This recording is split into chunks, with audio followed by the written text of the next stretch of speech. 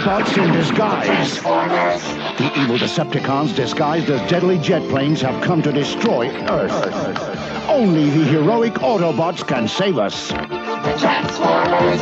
Oh no! Evil spy cassettes too. This is a job for mini Autobots. The Transformers. They're ingenious, they're incredible, they're the Transformers.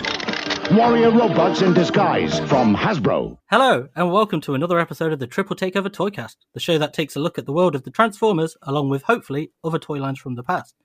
Your hosts, as always, are Transformers toy writer and photographer M.A.S.K from TFsquareone. Hello. YouTuber, writer, photographer, and a man with more followers than Andy Crane on Twitter, Sixo. Hello. And myself, I'm Toybox Soapbox, or as my mum calls me, Liam. Okay, on today's episode, we will be dancing to electropop like a robot from 1984 as we travel back to the very first year of the Transformers toy lines. Yes, it's the Arctic Monkey's favourite year, 1984. I can see Sixo trying not to laugh, and now it's making me laugh. Yeah, I know. I was just listening to that intro and trying not to get the giggles, mate. That was the intro game has just been escalated. It's definitely going to be a one-upman type thing from here, one-upmanship, isn't it? So. Oh, brilliant. It's you again next, Maz. Oh, great, yeah. Okay. Better get thinking about it. All right. So how you doing, dudes? Yeah, I'm good. Thank you very much. All mic'd up and caught up with the 21st century this week. Okay, I can see your background isn't shaking. Have things calmed down a little bit on the volcanic front? Well, the eruption actually happened now, so we've got one of the Iceland's smallest ever recorded eruptions, which is a perfect tourist attraction at a time when you can't have tourists. But yeah, the earthquakes have stopped, so now it's just about trying to stem the flow of people to an active volcano. I did see some of the pictures. It did look a bit like Mordor has risen there with the red skies and the... Yeah, red skies, lava flow that just sort of stops and people going up to it, lighting their cigarettes, toasting marshmallows and hot dogs, all very Iceland. I was going to say, I did see something on the BBC News where somebody was talking about they were having like little barbecues outside, and the thought that popped in my head was you stood there with a little stick with marshmallows out your window. Yeah, I mean, thankfully the thing is nowhere near anyone's home, but there's just lots of poisonous gas, which is the main concern at the moment. But I haven't done the marshmallow thing yet. Cool. Sixo, how about you? I'm all good, mate. Yeah, not too bad. Shaved my hair off, but other than that, absolutely fine. I can tell. You look very handsome. Look very cool. Thanks, mate. Appreciate that. As we've all got matching microphones, we should all get matching haircuts, I believe. Yeah, you should both do it. It's very freeing. I saw this week you got the toy that me and Maz think is the toy of the year. What old Studio Series Hot Rod? That one. Yeah. What are your thoughts? Yeah, it's good. It needs to be a bit pinker. It definitely needs to be pinker. Hashtag hot rod should be pink. But no, it's good. It's a fun toy, definitely. It's not like shattered my, my view on what great toys are or anything like that. But it's definitely a lot of fun.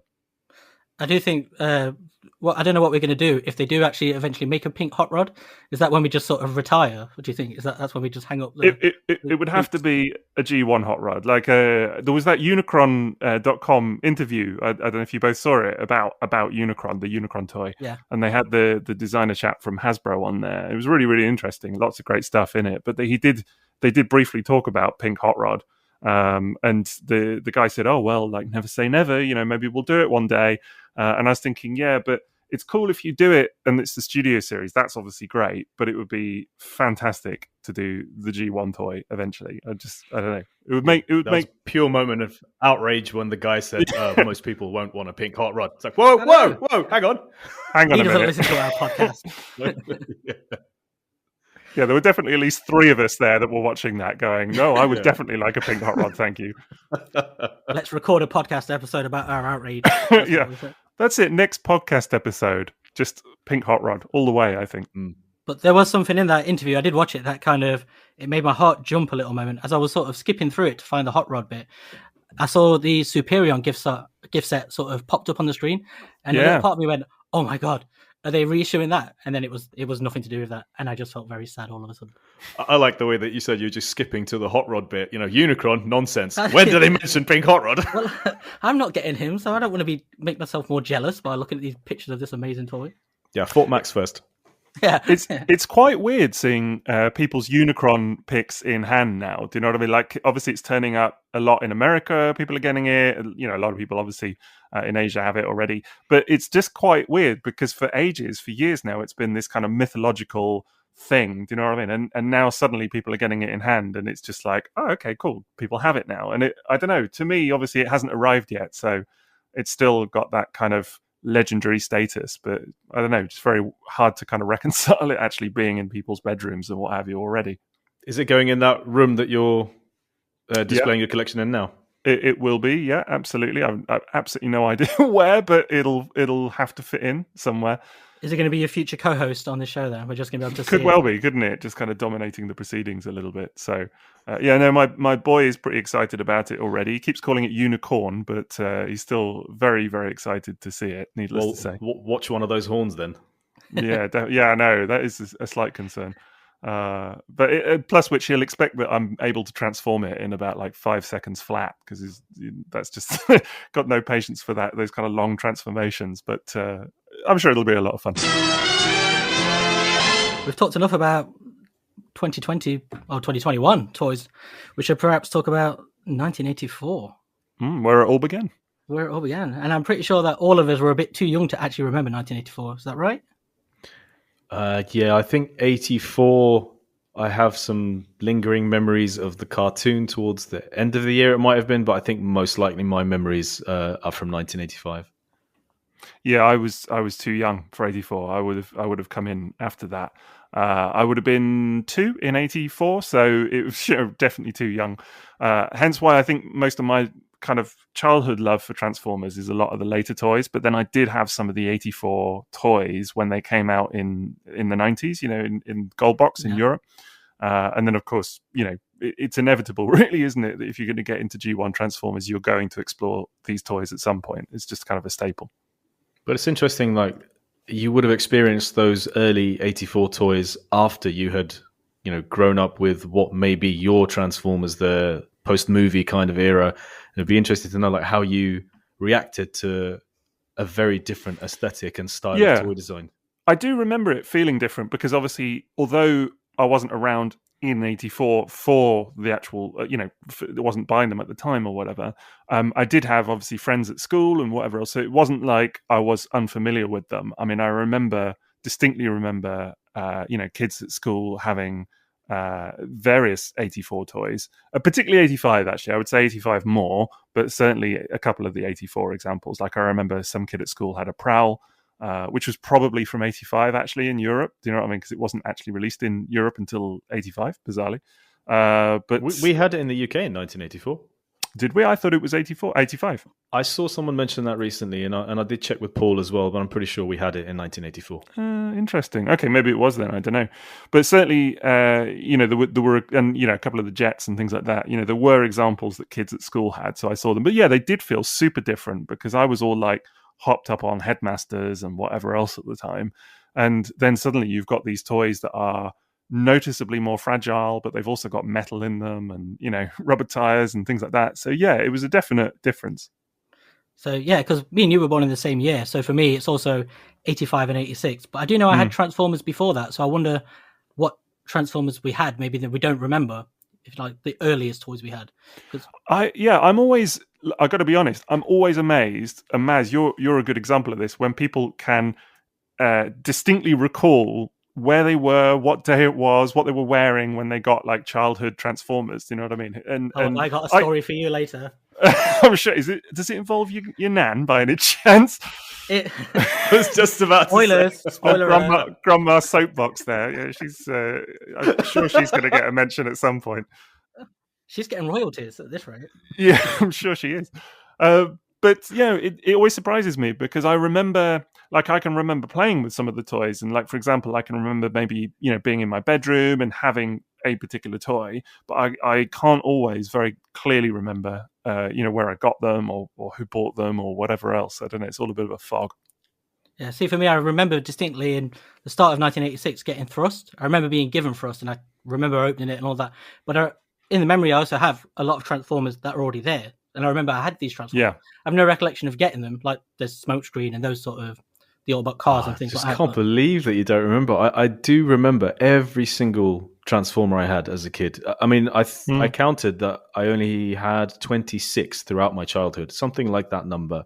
And I do recall pretty much where every single one of them came from. There are a few foggy ones, but mostly I know who gave them to me, not what I was wearing, but where they came from. Yeah, well, I think in fairness with there, it's mostly because I was about 2, so my memory doesn't quite stretch. Yeah, back that'll to that be little it. Yeah, bit. that'll do it.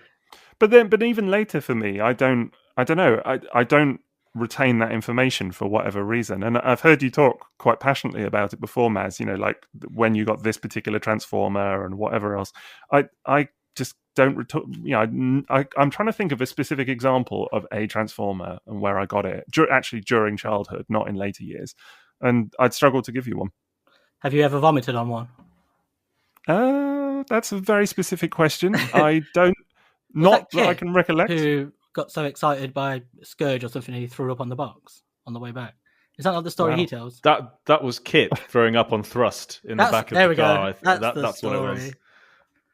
Wow. I don't know if it was through excitement, but he got thrust and then did a thrust. He launched his own projectiles. Yeah, exactly. That's a level of excitement I don't recall, I have to say. Cool. And you're just not doing it right, are you? Yeah, I mean, that's clearly not a true fan. If you're not throwing up on your toys through sheer excitement. I have, like, on repeat listens to these episodes while editing, I have noticed that this subject of true fan comes along, and I just hope people are taking notes every episode of what we categorize as true fans. What makes a true fan? Yeah. Must throw up on your toys. Yeah, that's this episode's lesson. Definitely. Must demand a pink hot rod. Yeah, and must complain about... I can't remember what it was. There was a certain complaint that you must make, and that was in episode 1. So I hope someone's keeping track. We now return to the Transformers. Okay, so the story of our love for Transformers begins a little bit later than 84, but the actual story of the Transformers begins in 1983. So there's some Hasbro employees at a Tokyo Toy Fair. Is that right, Maz? Yeah, I believe it was summer 1983. So, and you can actually see videos of this on YouTube, can't you? Yep, and it's really something, isn't it? Just looking at those displays of Diaclone toys, Microman toys, all sorts of other transforming robot toys from Bandai and Takatoku, and it's just a really, really cool display. And me being the hyper variant nerd I am, got really annoyed that in some scenes it's black and white. I was like, which color version is that? Which one have they got on display? But I'm pretty sure there was a really nifty looking Wheeljack prototype or, Diaclone Lancia prototype on one of those turntables quite early on in that video. You see, when I was rewatching last night, I saw that and I thought of you instantly. I was waiting for you. I was like, he's going to pick this out, isn't he? Oh, there's some gold in that stuff, real gold. Even like after the Transformers even after the Diaclone and Microman bit, there's got this little segment I didn't see before on Turbo Magnum. It's this little car with the attached controller, and then they send it flying through those the long tubes. And that's a car that actually, I think that's the main thing Hasbro wanted to license from Takara originally, the Turbo Magnum. And that toy it's been released by Takara. It's been released by Seiji Justra in Europe. It was released by Jig in Italy. And I actually got one of those from an ex-Hasbro employee. It was the Japanese release, and it was someone who was selling a bunch of Transformers prototypes and Diaclone samples and Microman samples. They actually had a boxed Turbo Magnum. So, and I think George Dunsey, who used to work for Hasbro, was talking about the original licensing agreement was meant to be for this like little remote control car. I've always thought that must have been the toy they were talking about. And it was really funny to see it in that video. I completely missed it the first time through. It's interesting, isn't it, when you hear this stuff and you kind of, there are stories floating around, and then you see something like that video that just kind of pulls it all together somehow and just kind of makes it much more real. Absolutely. So there's this toy fair. It's not like how we think of SDCC or TF Nation now, is it? This is very much purely for industry, isn't it? For companies to go. Show. Yeah. I suppose. Even though we do see in that video there is a small, very lucky child there picking up the Macross toys. But that's largely what it's for, and that's why Hasbro are there. But it's not just Hasbro, is it? It's like you touched on a minute ago, there's like CG, is that right? Yeah, Seiji Justra were there and made an agreement with Takara as well as a result of what was at that show.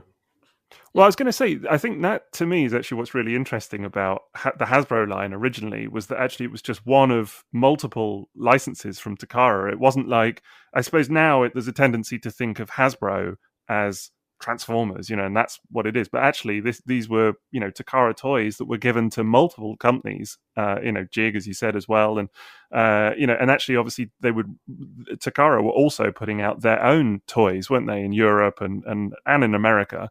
Under what was it, Chronoform and Diaclone and whatever else. I mean, that was 1983. Right. But but I just find that fascinating that actually you tend to think of Transformers as like this sudden smash, and of course it was. But actually, it's not just Hasbro; it was done by multiple other manufacturers and whatever as well. Yeah, and that's exactly it. So it's, as much as we talk about these toys like it's the first time we saw them, it's not in Europe, is it? Because several of these toys, they are released by different companies. Sort of your Optimus Prime, not as Optimus Prime, Mirage, all of these toys, they do show up, don't they? So we had experience of Japanese toy robots before the Transformers. Yeah, and even in Italy, they were getting the earlier Diaclone toys, the ones that were from 1980, those sci-fi space robots kind of thing. They have a rich history of Japanese robots being released in Italy. There's a lot of desire for them there. And it's quite funny that a lot of the Diaclone Microman collectors I've met in Italy, they didn't have an interest in Transformers. That was not where their original interest in these toys came from. And they also have a lot of bootlegs that you don't see in a number of other countries.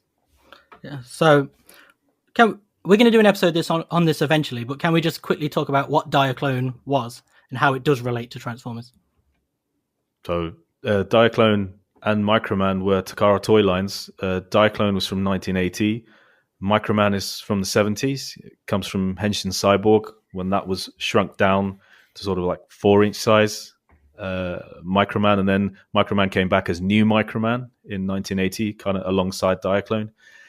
And these have really clear origins that go as far back as G.I. Joe and stuff. But like you say, we can get into that on the pre-Transformers episode. But yeah, Takara had a car robot line, a reel and robo line. It had contained things like construction vehicles, jets, tanks, lots of cars in the car robo line. They even had train robo as well. And they had microchange, which was 1-to-1 scale everyday objects like, guns, household items. Yeah, like in America. Like lock, stock, silencer, 38 just hanging on the wall. Toy cars, flashlight that never got released. There's binoculars. There's little padlocks. There's watches. Walkmans. Walkman. Yes, Soundwave, of course. The Ghetto Blaster, the AM radio, which became Blaster. So they had 1-to-1 scale items. And I was just watching the Toys That Made Us episode on this again recently. And it's amazing to see those designers talk about these toys and how, after we had the people from Hasbro who saw them at the 1983 Tokyo Toy Show, and decided to bring them to the West and obviously brand those toys. So 1984's toy line has got a fair number of Diaclone molds in it and also Microchange series molds in them. I think it's interesting to me always how Microchange kind of gets forgotten about a little bit. Yeah. Because when people talk about it, they're like, "Oh, it's all Diaclone." Yeah, and Diaclone Soundwave, Diaclone Megatron. You hear these phrases. You really do. And but then I think it's also, I mean, it's not 84, but it's also interesting to see that stuff like the Constructicons, which feels so different to like the car robots and whatever, that they are also, Diaclone, and a lot of stuff like the jump starters and whatever as well. But it's really Power dashes as well, which yeah. Actually, earlier than those car robots. Definitely, but I do think that Microchange gets a bit of a bum deal in a funny way, because it's people just kind of forget that it was even a thing.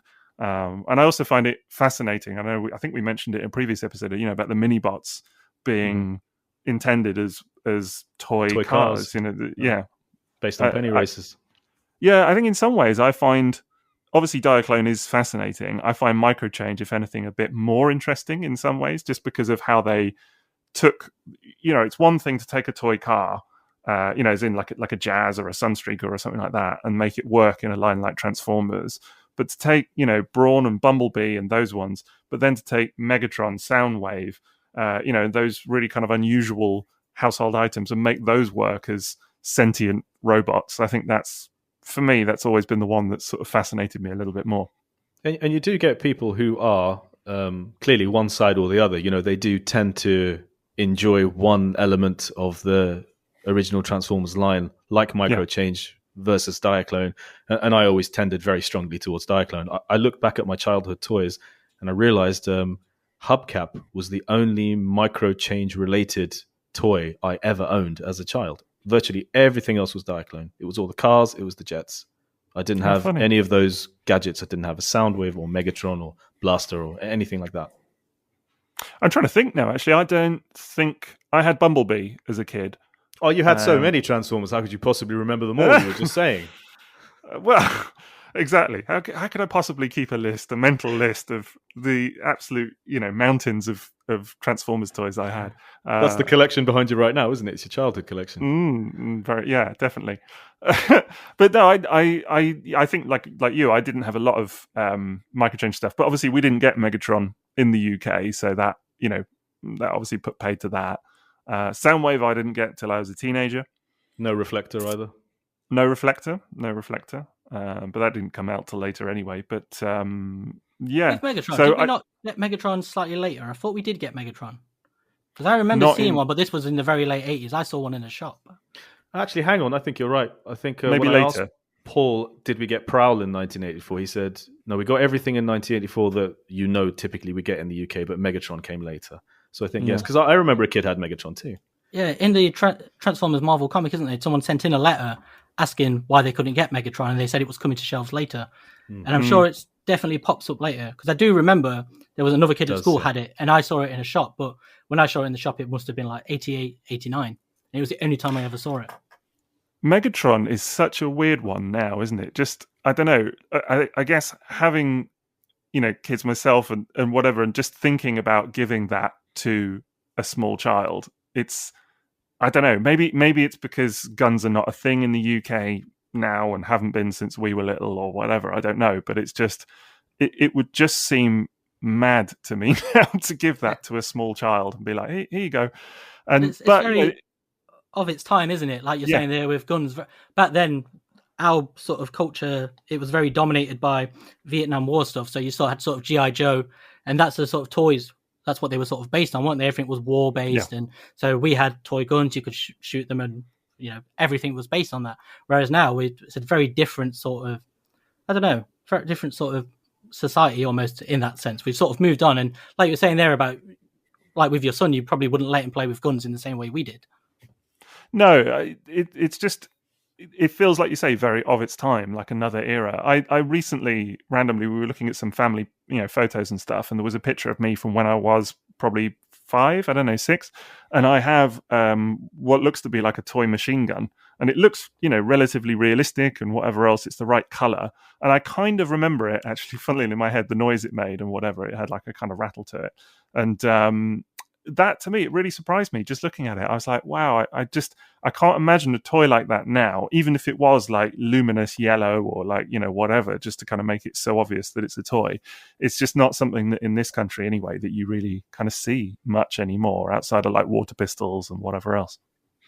I was just thinking of the example of water pistols, actually. I don't even see those very much, Not much, no. I don't think anyone I know has bought a water pistol for their kids. Not here, at least.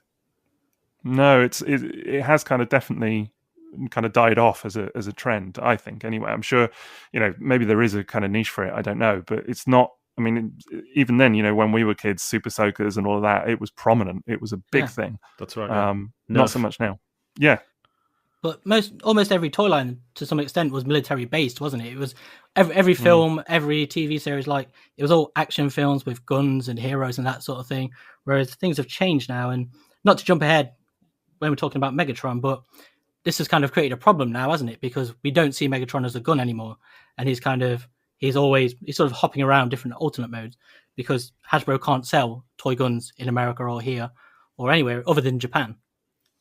Yeah, it is an interesting one. I mean, a lot of people, I think, I always find it kind of fascinating as well. A lot of people are down on the idea of Megatron being a gun. He's the most powerful Decepticon. He's the leader, but he has to kind of transform into a weapon that needs to be held by someone else, or why Even the why designer was talking about that, wasn't he? He thought it was really strange that a small gun would go up against a truck in Hasbro's series. I remember that was the Toys That Made Us as well. I guess it's fascinating that that's the toy that they chose as the leader. I don't know. It's difficult to know from the range what else it could have been. And the thing is, it's true. There was even paperwork from the end of like Takara's Diaclone and Microman line where Powered Convoy, the Delta Magnus, Diaclone colored Magnus, is pitched against the Microman colored Megatron toy, the Black Walther P-38.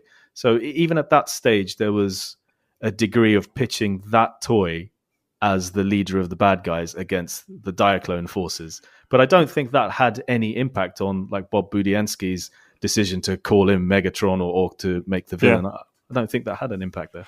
I guess especially when you consider that toy's origins with The Man from U.N.C.L.E., do you know what I mean? And the fact that it was inspired by that show, which is actually a heroic show, so although the gun is not sentient in that show in any way, it's still a good guy gun, if that sort of makes sense. So then that it somehow becoming the main villain of the entire series is kind of fascinating to me.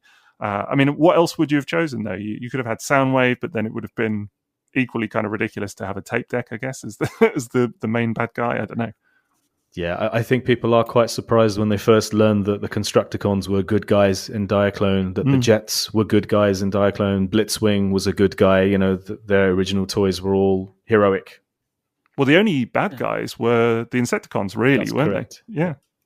See, for me with Megatron, it's when you you weigh it up versus the toy versus the fiction. So from the fiction, it's how can a gun go up against a truck? As Sixo says, it doesn't really make sense. But when you think about the toy, there's nothing more kind of insidious that a person could actually own than a gun. Yeah. Sort of a cassette player is just a cassette player, but for a person to have it, that carries a certain weight, doesn't it? And I don't know, at that times, even though the cartoon was on, you don't have the internet, so you're still very much left to your own interpretation of a lot of these toys. And for me, seeing a gun, it was very, very powerful because I know what guns are, what they can do. And a person having one, living in Britain, we didn't have guns, did we? Like in America, it's not the same. So it's still very sort of like a powerful... Well, a friend of mine had a spud gun. We all had those, didn't we? I remember a friend of mine had, his dad had a whole room, like an office, huge office, going around to his house and seeing it, of replica guns. And the dad used to say some of them are real. I don't know if that's true or not, but the dad was kind of. No, I remember we were messing around with one of them once, and with one of the replicas. Well, I don't know how old I was, very young, and the catch kind of went back and split my thumb open, and it actually cut a load of the nerve endings in my thumb. It was really bad, and I remember going in.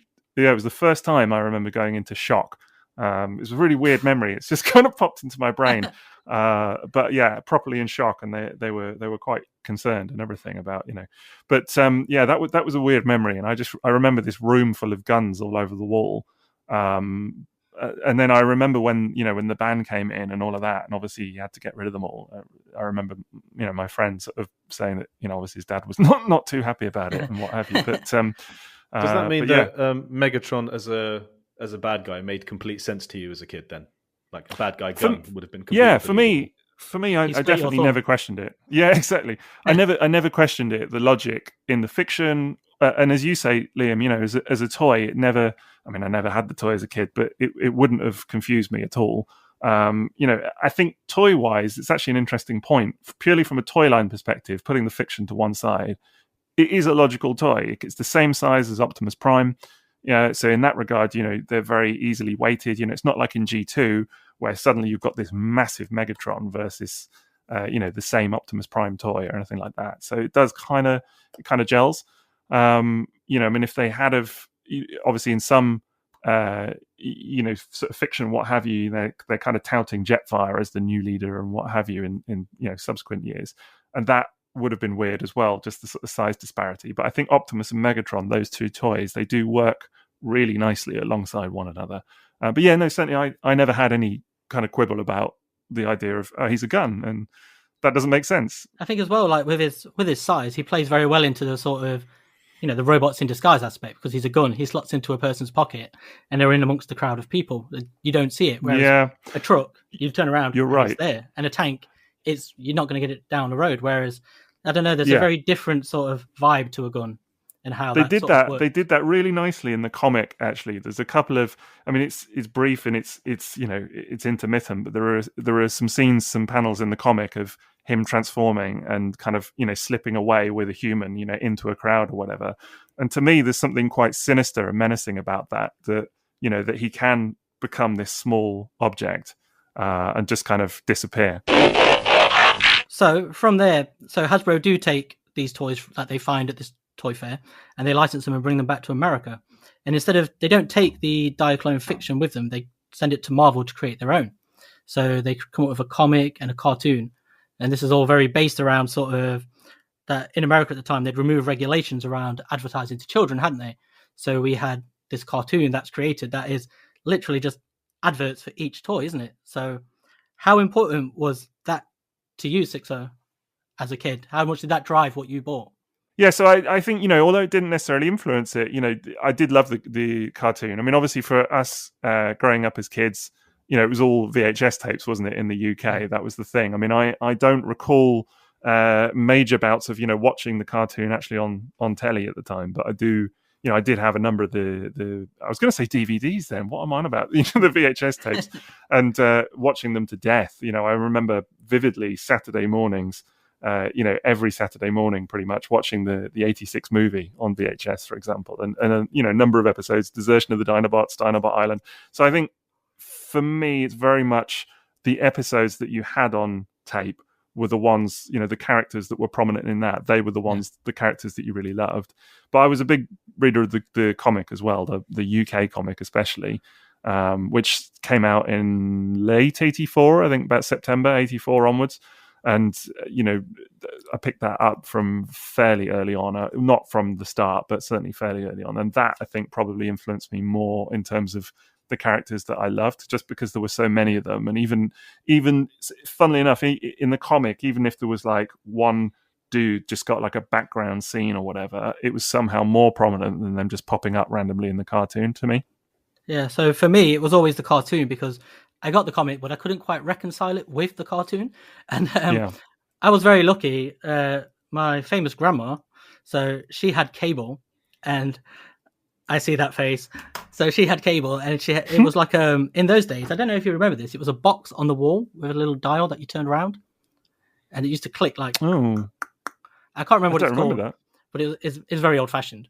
But they had a channel called the Children's Channel, and this used to just play from morning through night. It was always like the Transformers. I remember that channel. Masters of the Universe, M.A.S.K, all of this. So that's really where I consumed the cartoon and all of those cartoons. And I assume this is probably more sort of 85, 86. Yeah, because I remember when I first got into Transformers, sort of into the fandom online, there were a lot of people who said that Series 2 didn't air in the UK, but I remember watching it on cable. So perhaps I was the only child who had that channel at that time. But didn't we have DJ Cat as well? We did on Sky One. The DJ Cat show. Yeah, I think Series 3 was aired on DJ Cat actually. It was. That's Sky One, isn't it? That was right. Correct. And it had but that would have been like after 1990. God, I always wanted to be on DJ Cat because they used to do that game where someone would ring in and sort of guide a little person around a little maze and win something. Do you remember when one person asked for DJ Cat's autograph and then everyone subsequently who called into that show wanted this puppet cat's autograph? That's my lasting memory of it. No, I don't remember that. Did they just get like a little paw print? I don't know. I never called in. What were your experiences with the cartoon, Maz? Was it important to you? Yeah. It was the only media I remember experiencing of Transformers as a child. And I remember Arrival from Cybertron, or what in the US is called More Than Meets the Eye, the pilot 3-parter, was something that we had recorded off the TV on VHS, but then I also owned the VHS as well. And I remember my mum actually hid it for a while because I was watching it so frequently. And so it was then rationed after that. And I had Megatron's Master Plan and Desertion of the Dinobots. And of course the 86 movie. And I remember in the early days of the fandom in the late 90s, well, my early days of the fandom anyway, that VHS tapes were gold dust. And if I would go to that collector's store in Croydon, which I discovered in 1998, if that guy, Craig was his name, if he had a VHS in stock of an episode I hadn't seen, that was more important than getting a toy. So The Girl Who Loved Powerglide was one of the first episodes I watched beyond those few VHS that I had.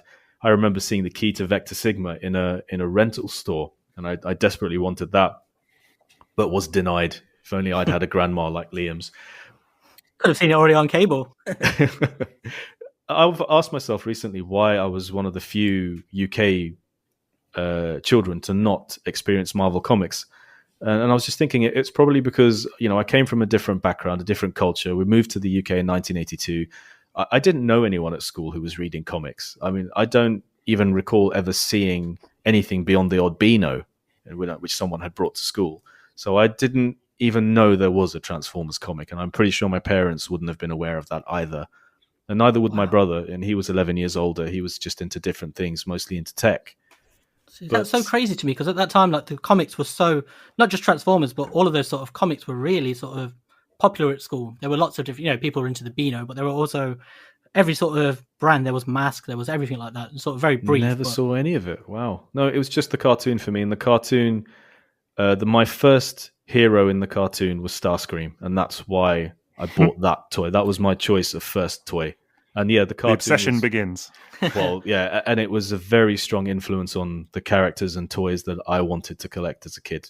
I think the cartoon was hugely influential in that. No, I mean, that makes sense. There is, I mean, let's be clear, that really is the ultimate key to the success of Transformers, isn't it? Because as we kind of mentioned earlier, Takara had tried to do this by themselves, and put out a few of their toys, in the US and wherever else. And really it not gone very well. And I think when you look at what's different with Transformers, it's the fiction, it's the bios, it's the tech spec, it's all the Bob Budiansky work, and it's the surrounding media. It's the cartoon and the comic, and those things. Surely, it's got to be factual, not just opinion based. That is the ultimate difference that kind of made it what it is. It's certainly the case with me. That's what made me notice the brand, and that's what made me want those toys. Even though the very first occasion I went to a Toys R Us to buy toys, I was hanging around looking at the Teddy Ruxpin toys, based on the cartoon. And my mum just said to me, and I remember this distinctly, your brother and your cousin have already found the Transformers. I remember that like it was yesterday. And then going over to the Transformers aisle in Toys R Us in Brent Cross in North London and picking out Starscream. Yeah, no, it's funny. I remember as a kid going to a local Woolworths, near to my hometown, and kind of rounding the corner and seeing all of that kind of sunburst, packaging, just all of the Transformers toys in a big aisle and whatever. And, it would have been like hearing choirs of angels in my head at the time. Do you know what I mean? Yeah, exactly. Very much like that. Maybe a little bit more angelic, but you can work on it. But it was, it was very palpable. And I do think, as you say, Maz, that, the comic and the cartoon were a big part of that. Just kind of creating that buzz and that excitement and that brand, because there were other robot toys around and I just wasn't as fussed. It was Transformers all the way. I distinctly also remember going to play at my friend's house, and he had more Transformers than I did, toys that I didn't own. And I remember this conversation we had a couple of times where I wanted to play as Transformers. So, act out and, run around the house and be Starscream and that sort of thing. But he wanted to play with the toys. And I think if the media hadn't had a big effect on me, I wouldn't have been quite that way inclined. I went to school with a kid who had Unicron, believe it or not. Very I think that kid was at my school too. Yeah, we were never allowed to see it. Funnily enough, he was insistent he had it. It was at his house. Couldn't bring it to school. And I remember once we went round to his house, a few of us, and it was away somewhere, or his mum had put it in the cupboard, or I don't know, whatever. But we were never allowed to see it. Funnily enough, but he definitely had it for sure. And it's amazing how that stuff doesn't stop at childhood. I remember going to a Transformers show and talking to a dealer who was trying to convince me that he had a Transformers blue streak. And I was asking him, oh, okay, so what color are the legs on that one then? It was just like, oh, I don't know, it's sealed. And it's literally just trying to get out of this conversation. It was at that point that he realised he'd met his match. But he picked the wrong person. Yeah, I've lied to the wrong nerd. It said on his headstone. Yeah. Yeah, he discovered your blog after that and realised his mistake. I've lied to the wrong nerd. Brilliant. Line of the show comes in the first half of the episode this week, folks. There you go. Yeah, I definitely think that the cartoon and the comic were the secret of the success. And we've already mentioned Budiansky a couple of times, but even the tech specs, because it wasn't normal, was it, for toys to have those bios and whatever else? That was like quite a unique thing at the time. Oh, married to that kind of gimmickry as well, of the red decoder spec, just irresistible. Like I was saying earlier, we don't have the internet and stuff like that, so it's a very different way to consume these toys. So we had the comics and the cartoon, but the bios on the back just give you this little snapshot of the character's personality, and it's everything you need for your own sort of imagination, isn't it? In a similar way to the cartoon would have one episode, but it would focus on very specific character traits. Like with Red Alert, it's his paranoia. So once you have your own Red Alert, you sort of jump off from the same sort of place. And it's very important for that.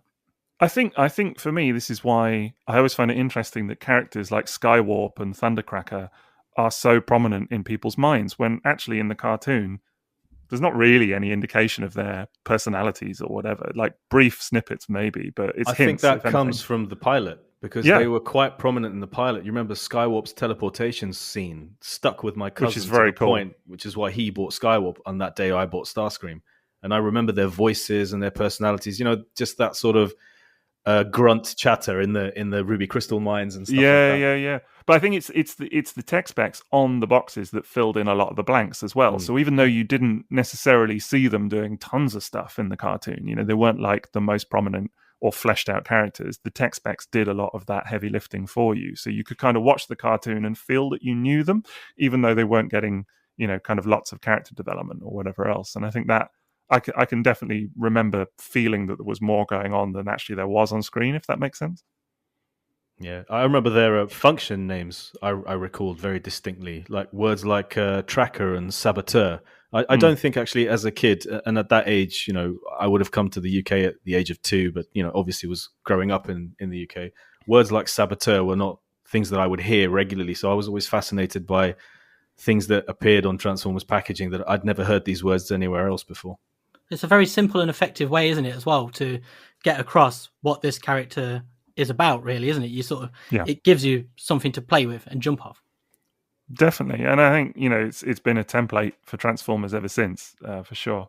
It's interesting you mentioned about the language there, Maz. I was just going to say, actually, I remember reading the comic again. I won't bang on about it, but just a lot of the vocabulary, the dialogue, all of that in the comic was, I wouldn't say, advanced so much. It's still a kid's comic at the end of the day, but it didn't downplay to you at all. Do you know what I mean? It definitely had an eloquence to it a lot of the time. Particularly some of the UK stuff, do you know what I mean, with Furman and whatever else. But it didn't talk down to kids, I think. And even the cartoon, it's kind of, obviously it has its goofy moments and whatever else, but it treated all of this with a sense of almost gravitas in a funny way, do you know what I mean? Which I think I certainly felt like there were real. This was a toy line that you could take seriously, as a kid. It had that kind of stake to it and whatever. And I think that's a big part of why it kind of captured my imagination. The gravitas thing is a really good point, because that's sort of how the whole sort of product feels, doesn't it? Like when you see those boxes, you have that beautiful art on the front and the big battle scene on the back, and there's sort of quality to it. Like the GoBots didn't have that. There was nothing like that with those toys. But when you saw the Transformers, there's a certain quality to it, isn't there? You sort of see that on the shelf. Yeah, no other toy line had that sort of effect on me. I don't remember caring about the packaging of any other toy line I ever owned. I wasn't even aware there were toy lines. I just remember getting buses or cars or figures or of something. But Transformers was the first thing I ever wanted more of, and realized that this was a collection of things. It was a series with a cartoon attached to it. And that was the first occasion that I was aware of that sort of marketing and that sort of cohesive brand. Really? Definitely. Like, for me, the year before, I say not the year before in sort of, for me personally, I suppose, but it would have been Master of the Universe was the first thing I really got into.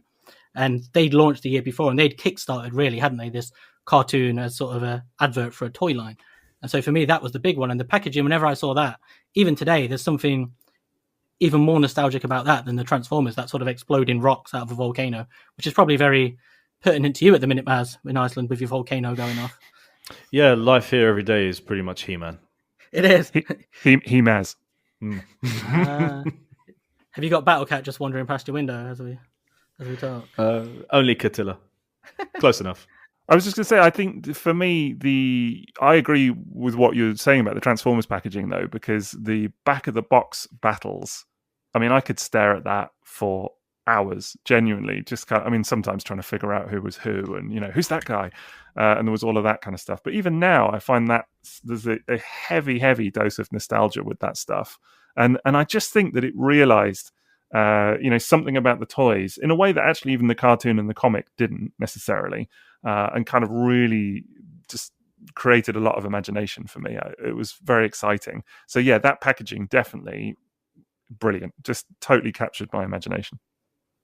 I think also you talking about the artwork on the back and the artwork on the front, and thinking about the toys themselves, and then seeing how they're represented on TV, and maybe in your case in the comics.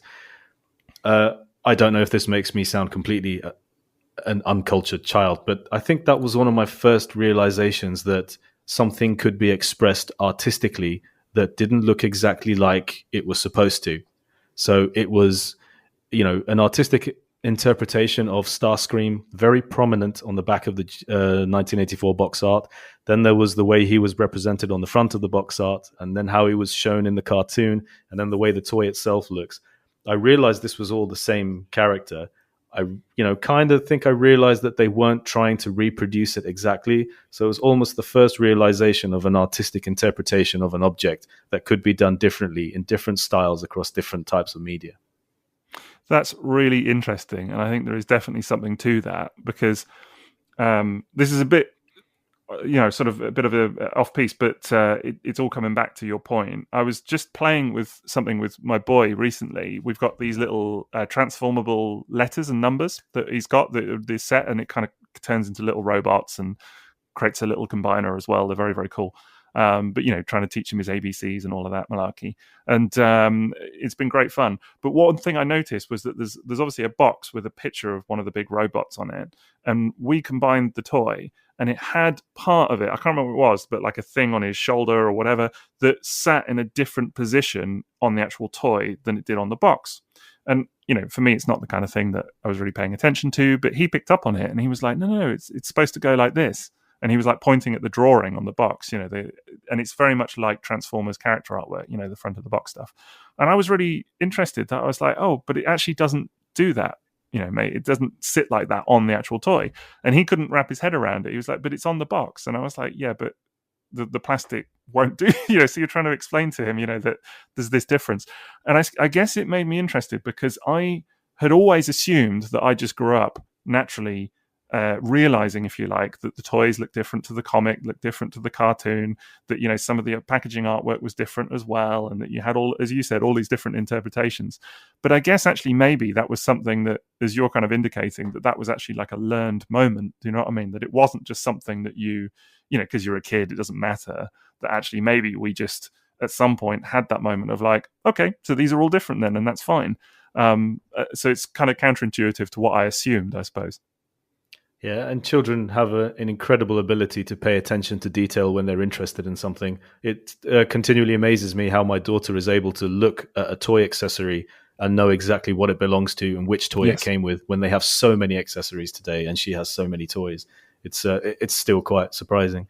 And the things I remember from childhood, like, I don't ever remember putting stickers on my Transformers, but my childhood Transformers have stickers applied. I have no recollection of whether I did them or my mum did them. Or I was going to say, did your mum do them? I have no idea who did them. I to this day, I still don't remember. I do remember stickers, actually. I do remember doing it. Me too. Not very well, but but still giving it a go. I used to hate it because I used to agonize over getting it right. I'd look at the box, I'd look at the instructions and everywhere, and I'd feel, this stress. I think it was like the first time I discovered stress and anxiety was putting stickers on toys. If one just creased ever so slightly, it's going over the edge. Well, what a gift that toy line is, right? Right, yeah. Stress. Think of the baggage. Yes, taught you stress.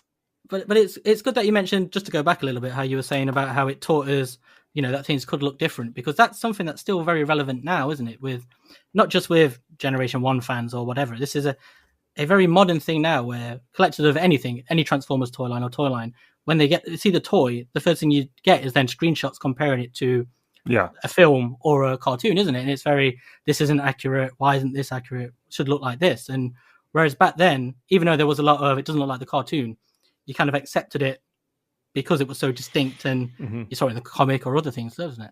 You were enjoying it on a different basis. Yeah, exactly. It's the same for me as articulation, because a lot of people, when they talk about G1 toys, the natural thing that comes up is, they're all bricks, which is to a large extent true, although there are obviously points of articulation on some of them. But I think the point is that the character likeness was not important to me as a child. It didn't bother me that certain toys look nothing like their fictional portrayals. There were weird ones, like, it's not 84 again, but like Broadside, obviously in the comic, looked nothing like the toy that I had. That was one that was like, particularly then when you saw the toy in the catalogue and it looked like the comic, and it's the prototype.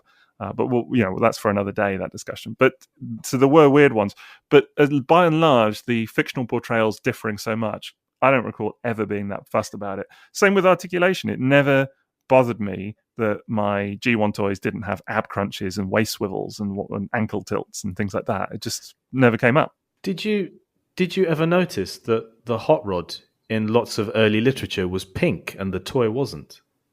Do you know, it's funny, I've been thinking about that a lot recently, and it's a revelation. I think it's something that they should really do. Yeah, it's about time it was addressed. People should think about that. I mean, you guys know I'm not as on board with that as you, but I'd definitely be up for one if they did one. It's definitely going to be a double do-over from now on then, isn't it? Yeah. Going forward, 2-person podcast. I think so. You've got to be on board with Pink Hot Rod. Yep. True collector. That's another rule. Because, the whole point of this episode is for us to talk about the 1984 toys. And we've been talking about just articulation and on-screen representation. And if anything, there's probably a bigger discrepancy between on-screen and toy in 1984 than possibly any year subsequently.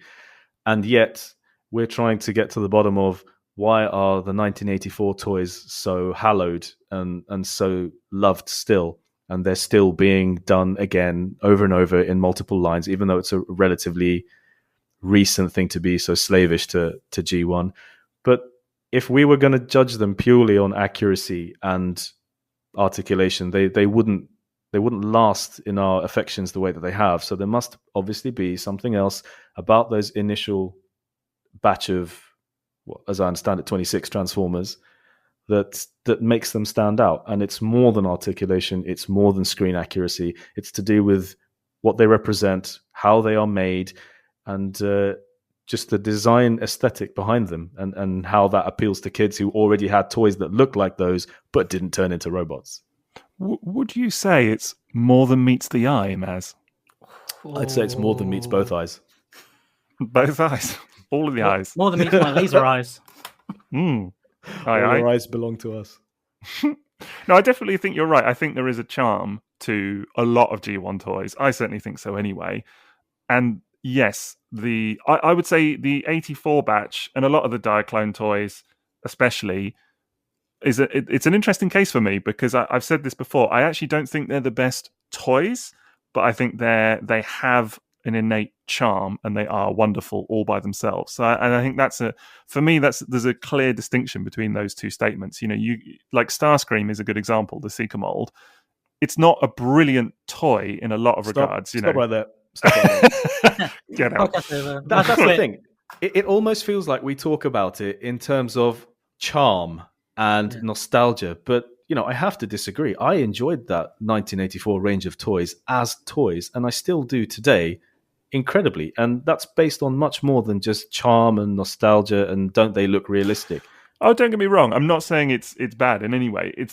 I suppose maybe it's not even saying it's a bad toy. It's not a bad toy. It's just that something like a hard head or whatever, do you know what I mean, by its very nature is more, there's kind of a more toyetic value to it in some way. It's kind of more kind of built in that with children in mind, I suppose, versus this thing that comes apart in little bits and whatever else. But maybe some of that is the kind of modern preferences towards what makes a good transformer as well, you know, the kind of resistance towards things like parts forming and whatever else. So maybe you're right, maybe I am thinking of this stuff through a kind of modern lens. I don't know. I never. My main memory of Starscream is breaking those long missiles, and obviously that's a thing. That's like you said, a symptom of something being designed in a fragile way that's not the same as the later stuff. And also, yes, there were loads of parts to Starscream, and I am astonished how I was actually able to find as many parts from my childhood Starscream, my first ever toy I got when I was 5 years old, in my stuff at home. So yeah, the parts got lost and everything, but my third Transformers toy was Thundercracker. No, that was my fourth. Sorry, my fourth Transformers toy was Thundercracker. He is I love not that broken. you can remember that, like in that sort of it was numerical order. Starscream, Hubcap, Smokescreen, Thundercracker. Very clearly remember. He's still got his childhood spreadsheet. I was going to say, have you got a spreadsheet with this now? Little ticks next. Yes. And moving on, my Thundercracker actually is not broken at all. Has both long missiles, has the landing gear, has both fists, both small missiles, all wings, no breakages. So after that first experience with Starscream, less than 4 months later or whatever it was, I had the same toy again. I liked it so much, I went and asked for the same thing in a different color, which is, you know, most unlike my collecting today, of course.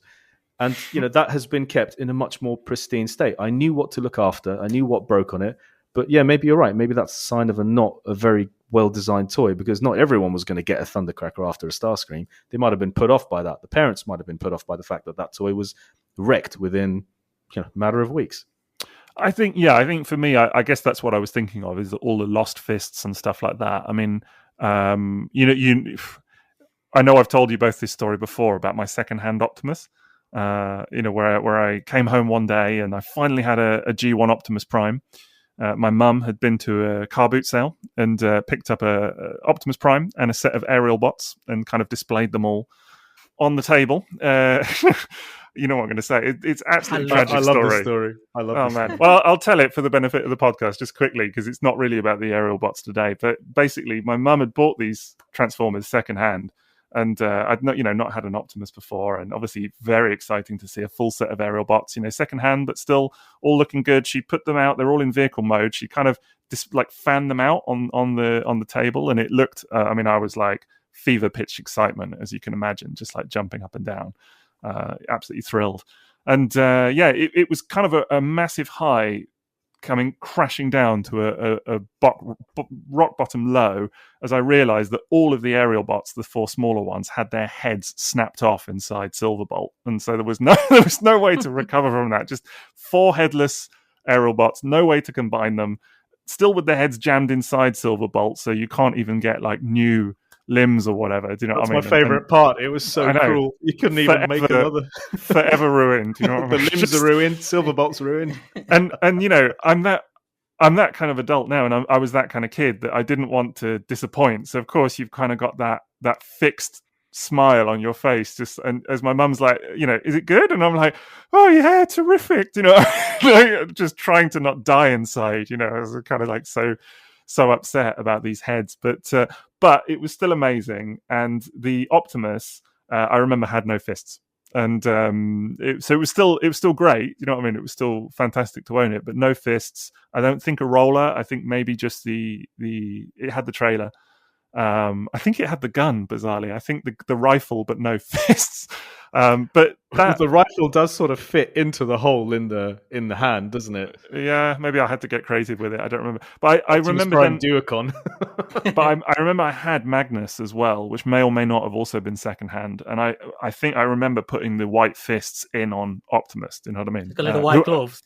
Yeah, exactly, little white gloves. Well, I thought the Magnus robot was the alloy coated.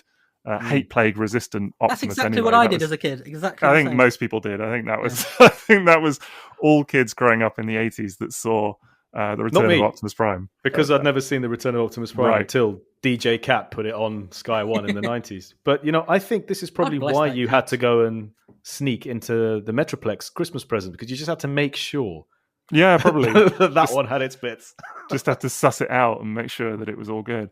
But yeah, I suppose that's maybe that's like, a memory that kind of makes me form this opinion of some of those early toys, and like losing the bits and whatever, because I definitely did lose some of the bits on them. You take stuff over to friend's house or whatever, you play with bits get lost, you know. And I should clarify, I suppose, my statement. It's not that I think they're bad toys at all. I love them, you know, those early toys. It's just that they have a quality to them that is very different from some of the later stuff. But they don't wear particularly well either, do you? I mean, you see a lot of side swipes with missing arms and, you know, paint coming off half of them. And yep, my side swipe is obliterated, and I never treated these toys roughly. I was never the kind of kid who rolled them off stairs or crashed them into each other or played with them in the garden and knocked them off tables. Yeah, that side swipe was probably revered, and it did fall apart in my hands. That's very true.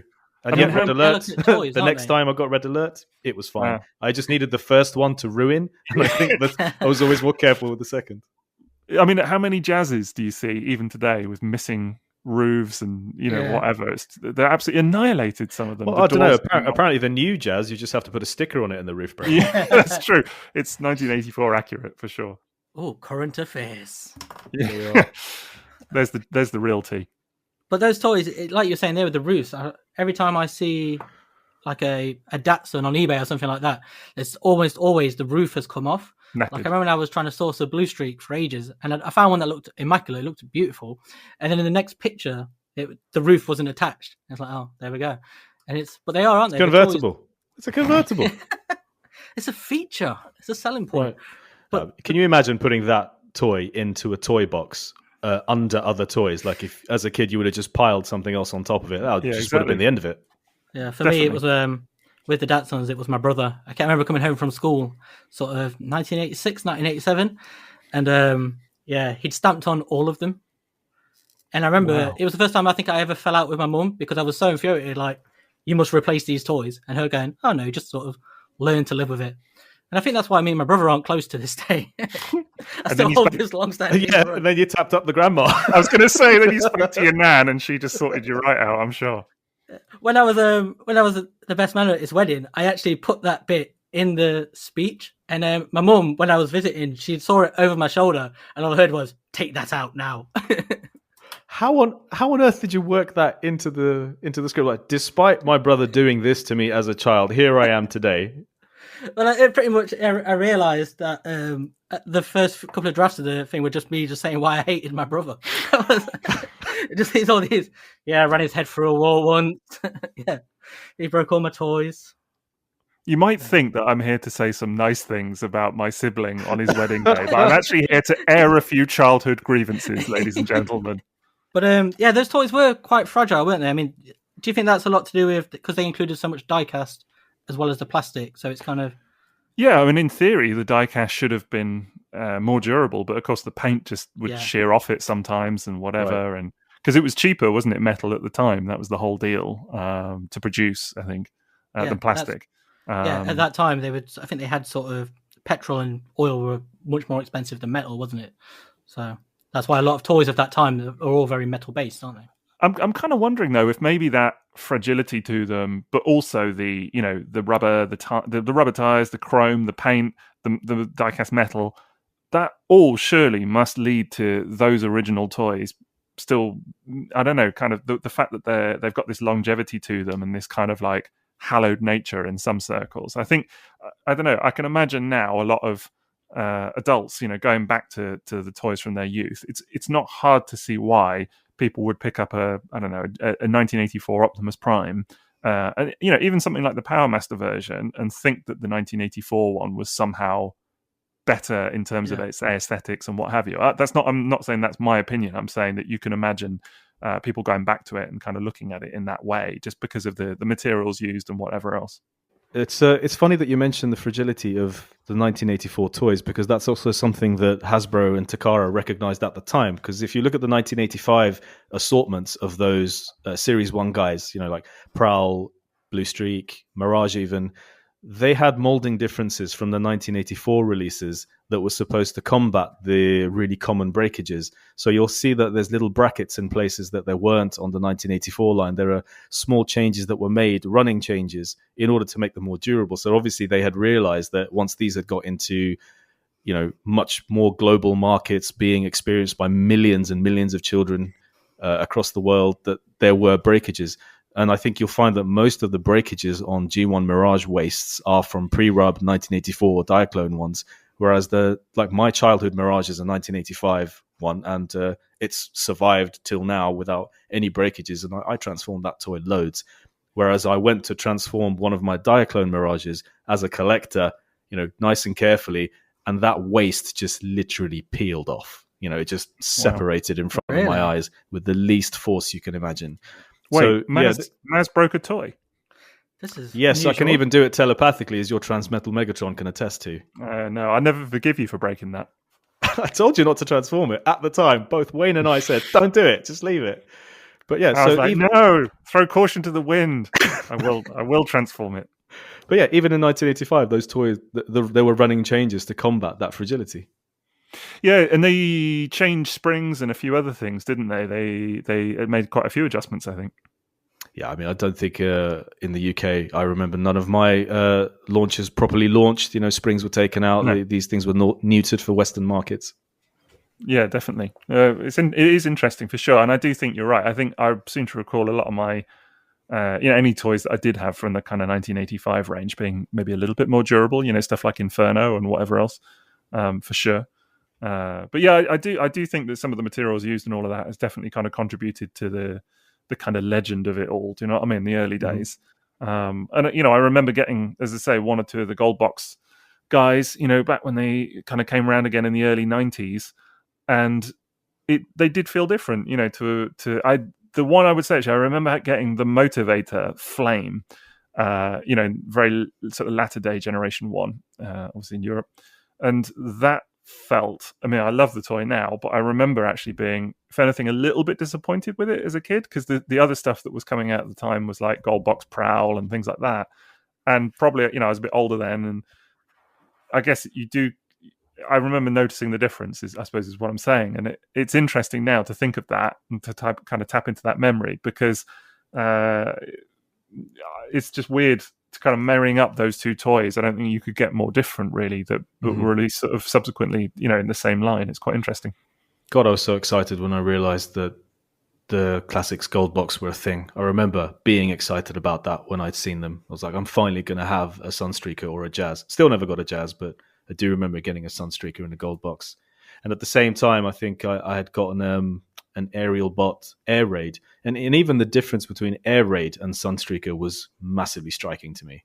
Even though their origins are not quite as widely apart as something like a Motivator and a 1984 toy would be.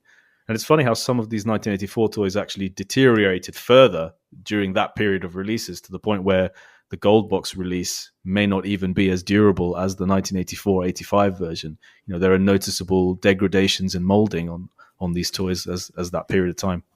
And there are some noticeable differences as well, because I noticed with my 1990 gold box classics wheeljack, for example, it's a very different shade of white to my 1984 wheeljack. And it's not just that one's faded more than the other. It's very distinct in the paint. It's way more vibrant. That's interesting, actually. Yeah, I think as this stuff has been reissued further over the years, it still amazes me how different some of those are. I think the one, it's not, it's a bit of reissue chat, but I think we've talked before, a couple of us, about, for example, the Encore line, and how some of those 84 originals are really not at their best in the Encore line, No. And then you do get stuff like the collectors, the Takara Collector's Edition reissues, which are really good quality, actually, and I think kind of up there in terms of build, with some of the original toys.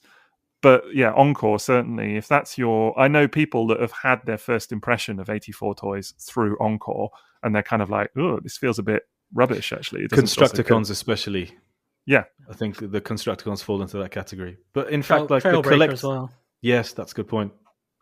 The collector's edition Lamborghinis, like the Sideswipes and the Red Alert, they all seem to have this problem with one of their feet, that it doesn't actually come out straight. Yes. And it doesn't. So, You're right. Even then, there were issues. And the less said about the Dreamwave box Jazz's face, the better. I knew you were going to say that. As soon as you said the less said, I was like, it's going to be Jazz's face. It's really quite bad, isn't it? It's terrible. Absolutely terrible. They actually, bizarrely, that's one thing the Encore did get right, was the Jazz face is good. Yeah.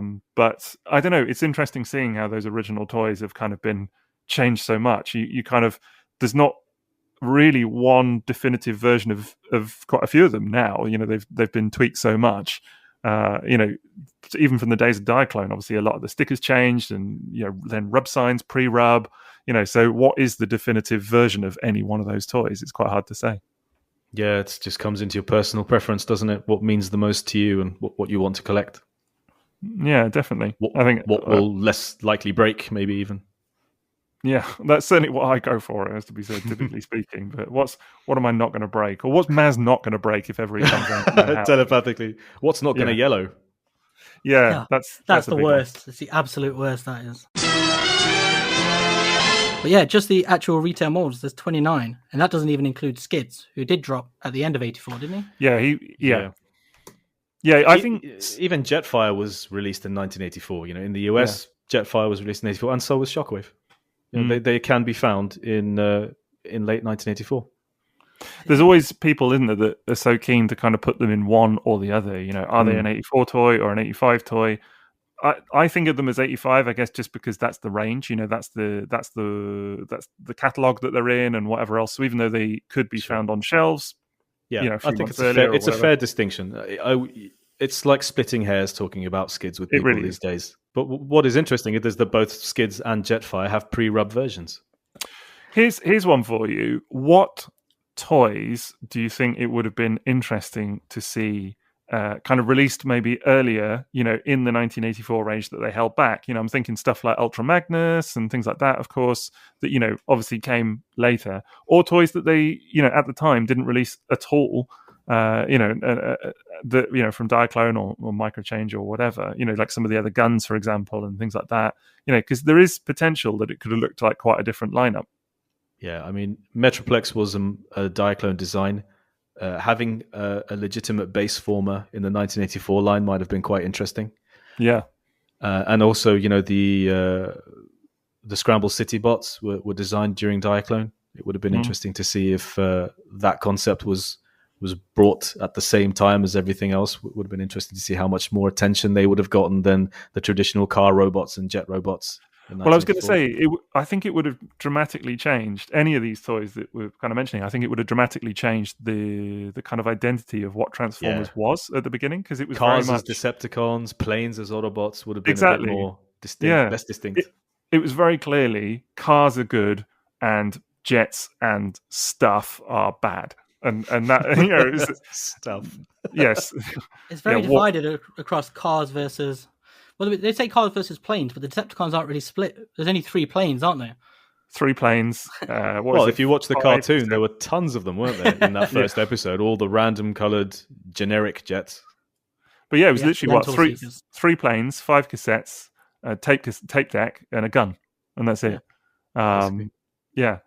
But it's kind of, and then the watches and stuff. But it is funny. I was also thinking about that, actually talking about the watches, about how interesting it would have been if they had been marketed differently.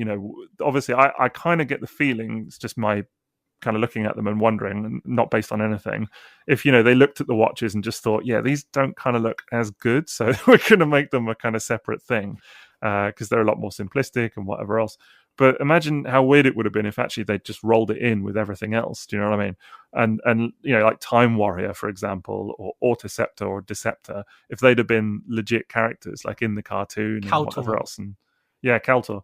I do find it really funny that the first 2 are named sort of Autoceptor, Autobots, Deceptor, Decepticons. Then you've got Kaltor. Yeah, he's a calculator, isn't he? He's like a little calculator thing. Yeah. Or like the Power Dashers, for example, as well. If they'd have made those into legit characters, with bios and they've been in the comic and the cartoon, and they'd have been, I don't know, potentially fan favorite characters. I don't know. It just would have been quite weird. What's happened to those toys now. I mean, when they were released as Seiji Justra Diaclones and even in the US on Diacron cards and then Chronoform cards, they had names, Aragon, Chromar, Zetar. And the first time I saw those names used in Transformers was IDW's More Than Meets the Eye. It was in a flashback to an older part of the war. Ultra Magnus was ordering some of the Autobots around, and the Power Dashers were there and named as their Diaclone names, European Diaclone names. And then, of course, now we've had them in Generations, and they have those names. So those are established names now, based on pre-Transformers era names. I love how that's developed. Yeah, that is really cool. I do like that as well. You get a little bit of that with like spin out and stuff though as well, don't you? And things like that. They're kind of making it. Is a very good point. Something it reminds me of was I think it was the August 1984 Marvel issue. I can't remember the exact name of the issue, but that was the first occasion where Transformers actually had names, and we had Spin Out, we had Blowout, and these were names that were in that issue, and that's why it's such a really cool comic to own, because it had these little mini bios for the characters before they had their final names. And that's where Spin Out comes from. That's where Blowout comes from. And of course, Budiansky was at TF Nation a few years ago, and he put up his big yellow sheet of names that he had. Oh, that Starscream name that he inherited from the other Marvel writer was hilarious, wasn't it? What was it? I can't remember. I simply can't remember, but it was. I've got a photo somewhere. Something quite alien. Yeah. And I was right. It was the August badged 1984 Marvel Age comic, issue 17, and that had a feature on the Transformers toys that were going to be upcoming with a passage about those toys I mentioned: Sideswipe, Blowout, and Spin Out. And we know that Sideswipe and Sunstreaker's tech specs were mixed up, and like the clearest example of that is the text in this comic was saying something like Sideswipe possesses pile driver arms and he's got a rocket backpack, which is, you know, not quite what you know of the toy, even though Sideswipe in the cartoon had a rocket backpack in that one episode. But Sunstreaker is the one who's got the big vents on his back, and he's got the missile hands. The upside down goblets, as Liam would call it. Yes, exactly. He needs storage for his wine glasses. You know. And Spin Out is equipped with an ultra-accurate missile launcher and electron pulse gun, which sounds a lot more like what Sideswipe has. You know, he's got the shoulder-mounted rocket. And Blowout can fire projectiles filled with a special compound called glass gas. I think the closest I got to glass gas was in the pilot episode where Cliffjumper fires something similar at Laserbeak.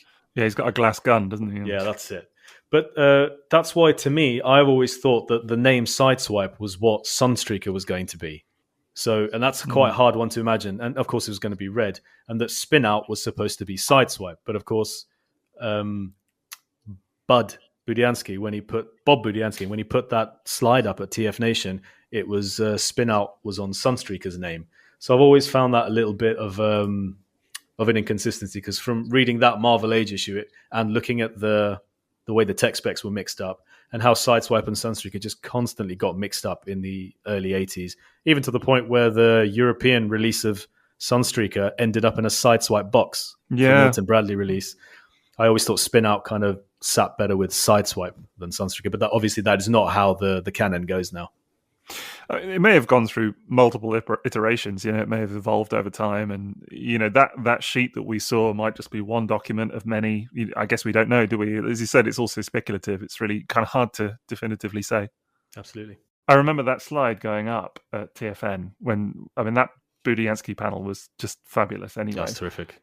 It was wonderful. But I remember when that slide went up, and just like the chatter across the room in the audience was suddenly like, you know, it's everybody trying to read all of the little names and everything is handwritten scan. It was really, really quite something. Very, very interesting.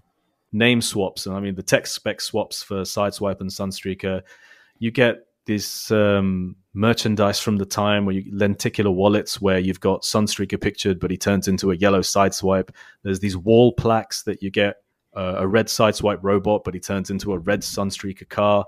This level of confusion and stuff was so prevalent at the time. It just shows you how much they were rushing to get this to market. You know, in 1984. Why do you think they did swap the colours of Sunstreaker and Sideswipe?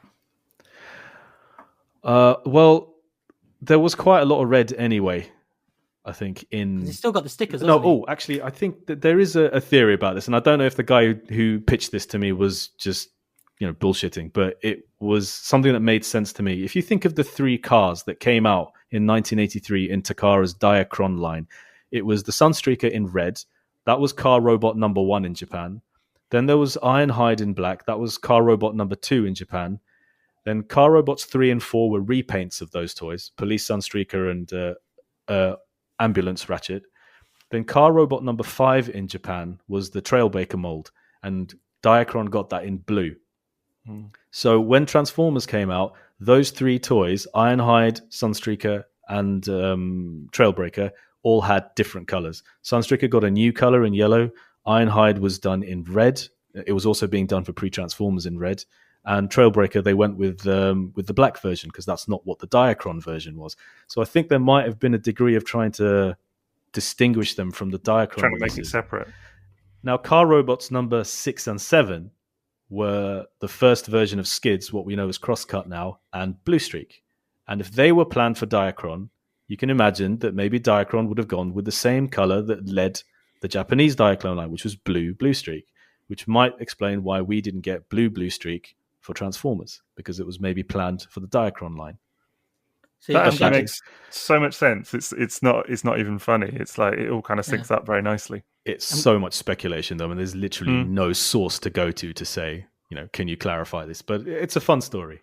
So with Blue Streak, this is good. See, this is one that always fascinates me with the color swaps, because on the box he's silver and blue, even sort of the toy pictures. But in the cartoon, he's got the black streak across the top, but the actual toy is just plain silver. So is he the only character where there are literally 3 different color schemes that are all official at that time? Under the same name? Well, obviously now they have different names. One's Streak, Blue Streak, Silver Streak. Now it's a different story. Because obviously we see differences like in the catalogs and stuff like that. But with Blue Streak, it's different because there was merchandise with him, in the silver and grey. Like the transforming Jigsaw, wasn't they, in the silver and blue? Mm-hmm. That was blue.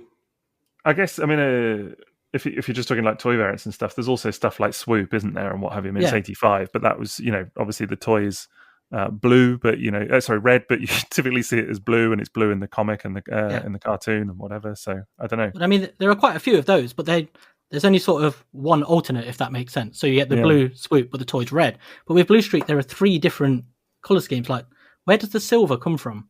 Because obviously in the cartoon, he's got the black streak. On the box, he's got the blue. So why is the toy just silver? Well, it might just come from that distinction, that trying to distinguish between the versions that have gone before. So the Diaclone version of Blue Streak in Japan had the black hood, which is where the animation model comes from. The blue version was the first release, and then that's obviously what's made it to all the packaging. But why they went with all silver, I don't know. Maybe just... it could be anything. It could be saving money on paint, not having to paint the hood black. It could be to distinguish it from Diaclone, because they decided not to roll with blue, and maybe it was just easier to do them all silver. I just find that absolutely fascinating that it's a rare one where you can really see them obviously going through different decisions at different points. Because for every different version of the design there is different.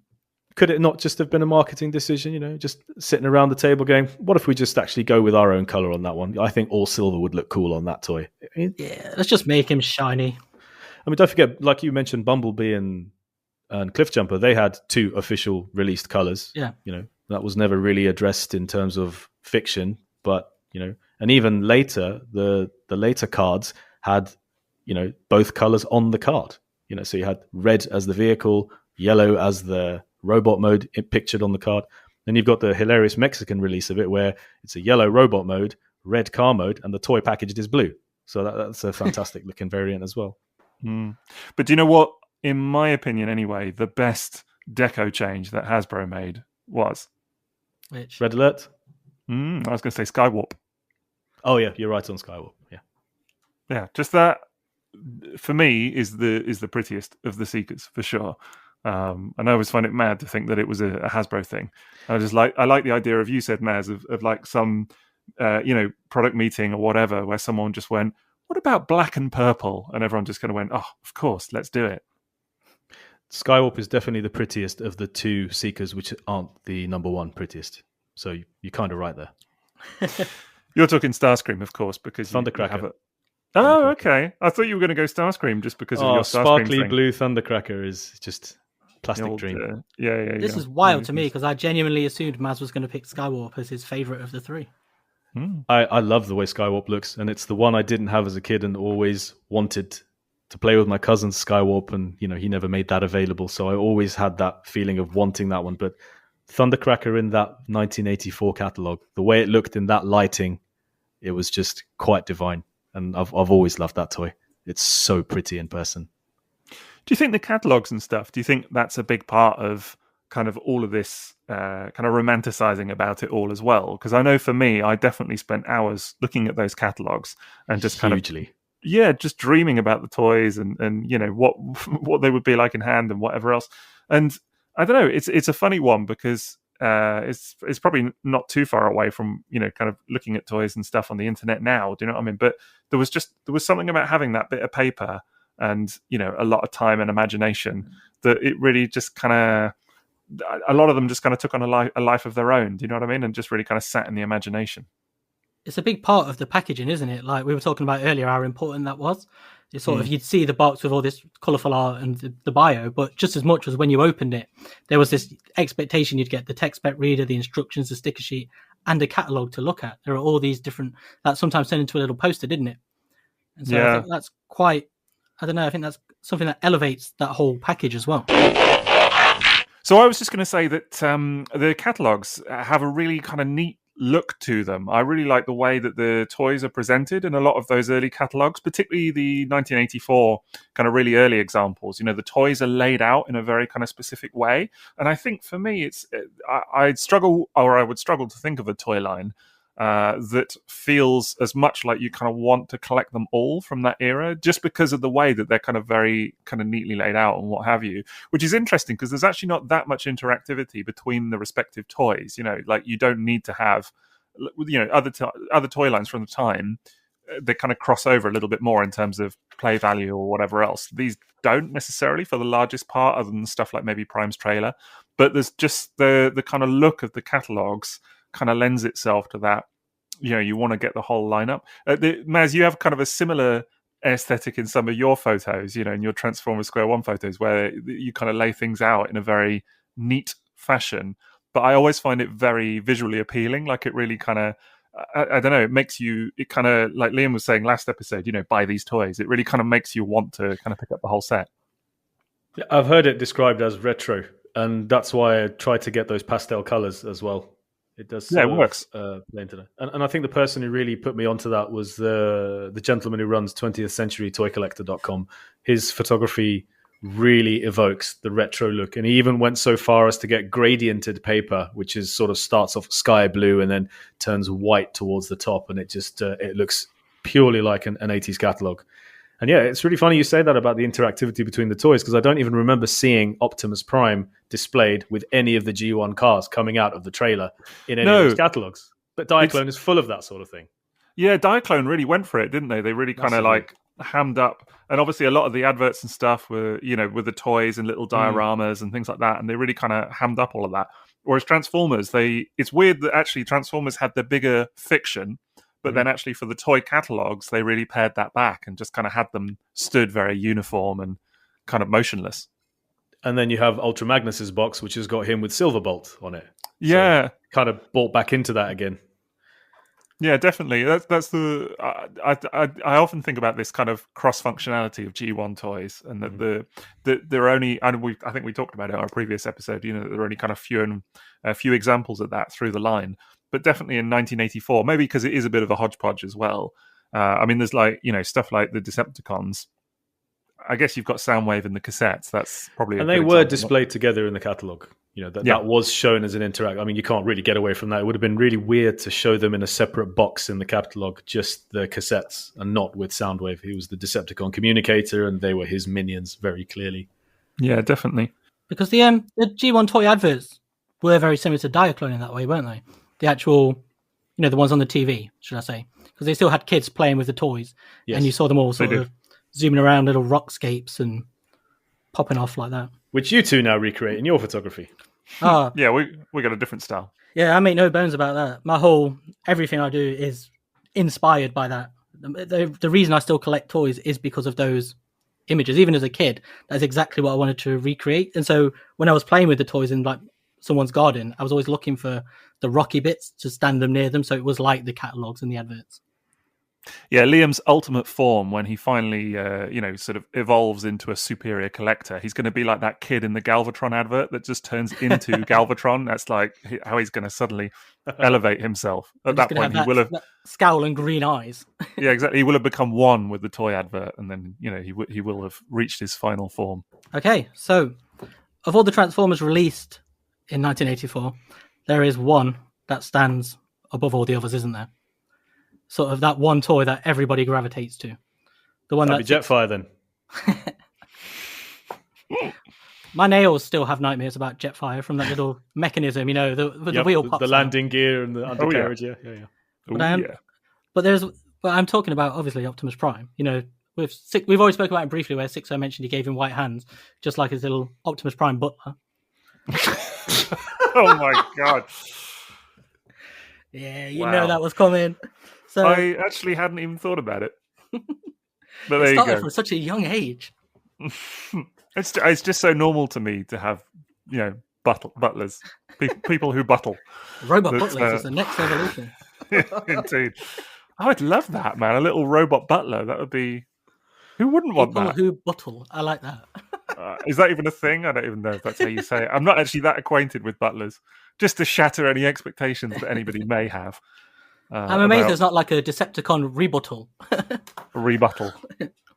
Yes, indeed. But no, you're right. Optimus is, it's a fantastic toy, isn't it? It has to be, I'm sure, for most people, if you were to say, what's one of your favorite Generation 1 toys, it's going to be somewhere on that list, right? And it's frequently found, isn't it, at the top of all-time greatest toys. And it's not just because he's a popular character, he was the leader. It's that toy. It's a great toy.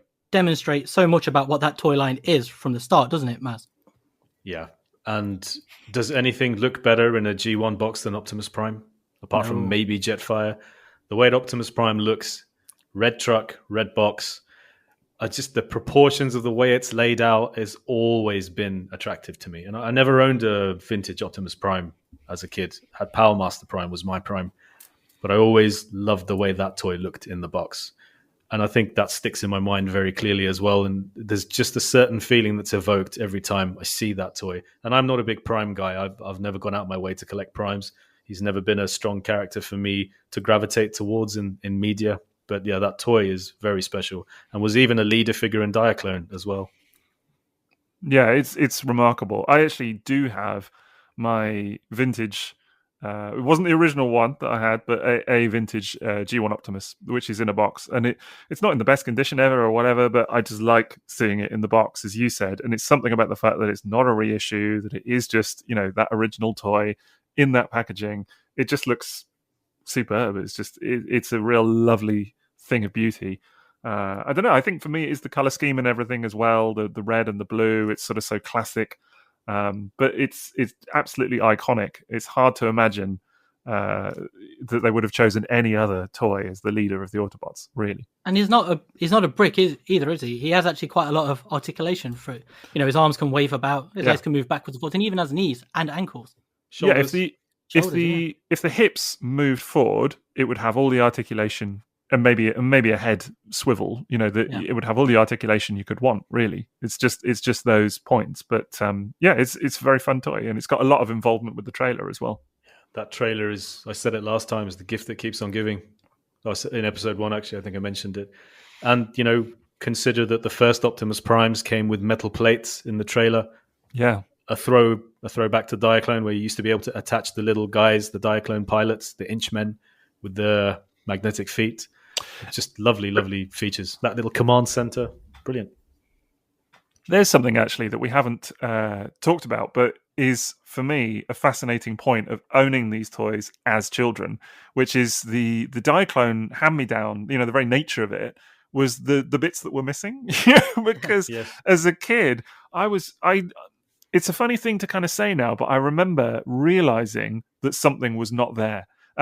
For me, actually, the two most prominent examples, not 84 toys, but were Ultra Magnus and Grimlock. And those were the two, the little seat in Grimlock's back. And of course, with Ultra Magnus, I remember realizing that you could take his chest plate and it would click into the head, into his helmet, and that did a thing. And I was like, oh, this is not even in the instructions. What's going on here, And those little features or gimmicks for me, and it was the same on other toys, that you could see that they had little, like with Optimus is a great example, the way that the front of the cab flips down and there's little seats in there. I remember thinking that what am I not getting about this? Do you know what I mean? As a child. Well, you wouldn't have got the fist storage because you didn't have the fists. No, I had no. No fists for me. No. But I think it's fascinating that they kind of just cut this functionality out. The little Dinauts and what have you, and then just just went, hey ho, let's just package it without, and it still would have been confusing for kids. Weird. It's so glaring as well at the time, isn't it? Because so many of those toys have those features, like you're talking there with the little drone in Optimus Prime's trailer. He has the little cockpit that flips out, and there are little seats all around.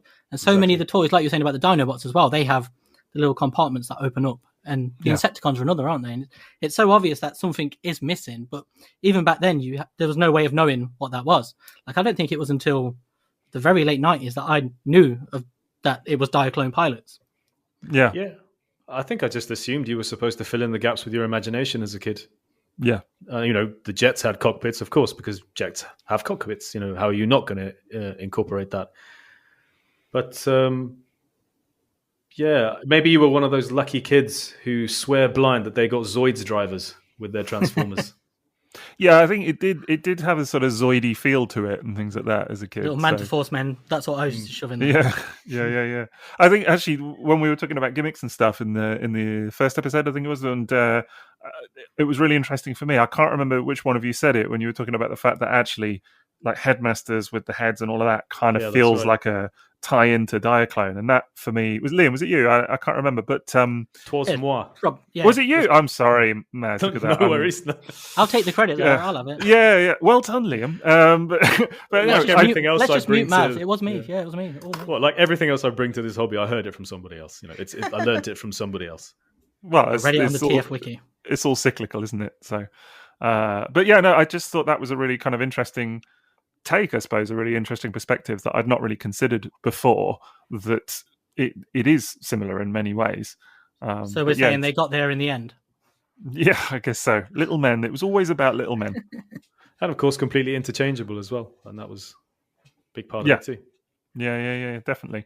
But I guess it's also interesting to think of stuff like the mini-bots being kind of crammed in. We kind of talked about microchange earlier, but just being kind of smushed in with Optimus and all of those other guys, like, well, this will work. They've got weird proportions and whatever else, but we'll just make it work. It's fine. Yeah, I mean, did you ever hear a child complaining about scale? No. Never. No, genuinely. That was so much of the fun, though, wasn't it? Was that, like we were talking about earlier, the connectivity of it. Like, you could put those cars in the trailer and stuff, but you didn't think of that they were specifically designed to go in there or not. It's just they went in and they came back out. Yeah, and you're right. The scale, I guess, is for me a bit kind of almost like the articulation, in that I just didn't particularly care about it as a kid. Is same with the combiners. I remember thinking, like with Menasor or whatever, like Motormaster, it'd be nice if it was kind of more comparable to Prime, but I don't recall it being a big problem. It's a very modern complaint, isn't it? Yeah, it's really not an obstruction to play. No, exactly. And I look at my boy now, and he's got various Transformers, but I've given him a couple of G1 toys. He's got a couple of rescue bots, but they're all different sizes. They don't match. He does not care. Do you know what I mean? He gets Lego in there and all kinds, and it's all just about the imagination for him. So, and I think that's, I think anyway, if you just leave kids to it, then that's kind of how they make do with it, isn't it? Absolutely. And Optimus is one of the very few not one of the few, is one of the toys that's still very similar to his Diaclone version, isn't he? He still has all those features and everything. Yeah, I suppose the Western version, minus the firing missiles, he can still launch roller, but that was neutered heavily for Transformers. The original launcher for the Diaclone version was, considerably stronger. And of course, in Japan, they still got the launchers. In fact, they got a super launcher with the VSX version of Optimus Prime. Real powerful launcher on the roller there. So yeah, we got most of the stuff carried over, and it's just such a testament to that toy that despite taking out the magnetic feature of the trailer with the Dionauts, taking out the super launcher for the roller, taking out the firing missiles, there was still so much toy there that everyone remembers it so fondly, and it still holds up so well today and is repeatedly reissued. You are right about it being a testament to the toy as well, because it's just how good that toy is and how it defines Transformers as something now. It's still, of all the versions of Optimus Prime we've had, it's still the one everyone goes back to. It's still the definitive take. Like every other character, there are so many different versions you can chop and change and you're quite happy. But Optimus Prime is so specifically that version of Optimus Prime. I mean, there are some great ones, but that toy still stands. It's a thing of its own. I think one thing that got me back into G1 collecting was this vision or this idea of having that G1 Optimus Prime mold in various colors. Looking at like stuff like Shining Magnus and the Powered Convoy colors. The movie preview Magnus and stuff like that. But also the New Year special, whatever else. Just the idea of having the G1 Prime mold in multiple colors was, for me, very visually appealing. There's something about that mold that just feels so classic. And G2 and stuff like that. I just think there's been so many wonderful uses. The Bapes, which I also adore. I just think it's been used so many times. This is one that actually made me laugh because I can't remember where it was, what platform, but someone I posted a picture of G2 Prime, and someone online was lamenting it and saying how terrible it was, and that they'd kind of sullied the original design, in G2 or whatever, because it looks so ridiculous, and that now he's got Optimus Prime written in big letters along the side of his trailer, and that was so ridiculous because he's supposed to be a robot in disguise and all of this kind of stuff. And then of course I pointed out that actually in Diaclone it's got Battle Convoy written in large letters, which is the name of that toy. Do you know what I mean? Yes. On the trailer, and but that was different because that was Diaclone, so that was okay, of course. I think they weren't in hiding, were they? Well, exactly. Yeah. I guess you're right, but it's funny how these things kind of change a little bit over time, and how it's the same toy, but it's just viewed differently when it's in a different line or whatever else. I don't know.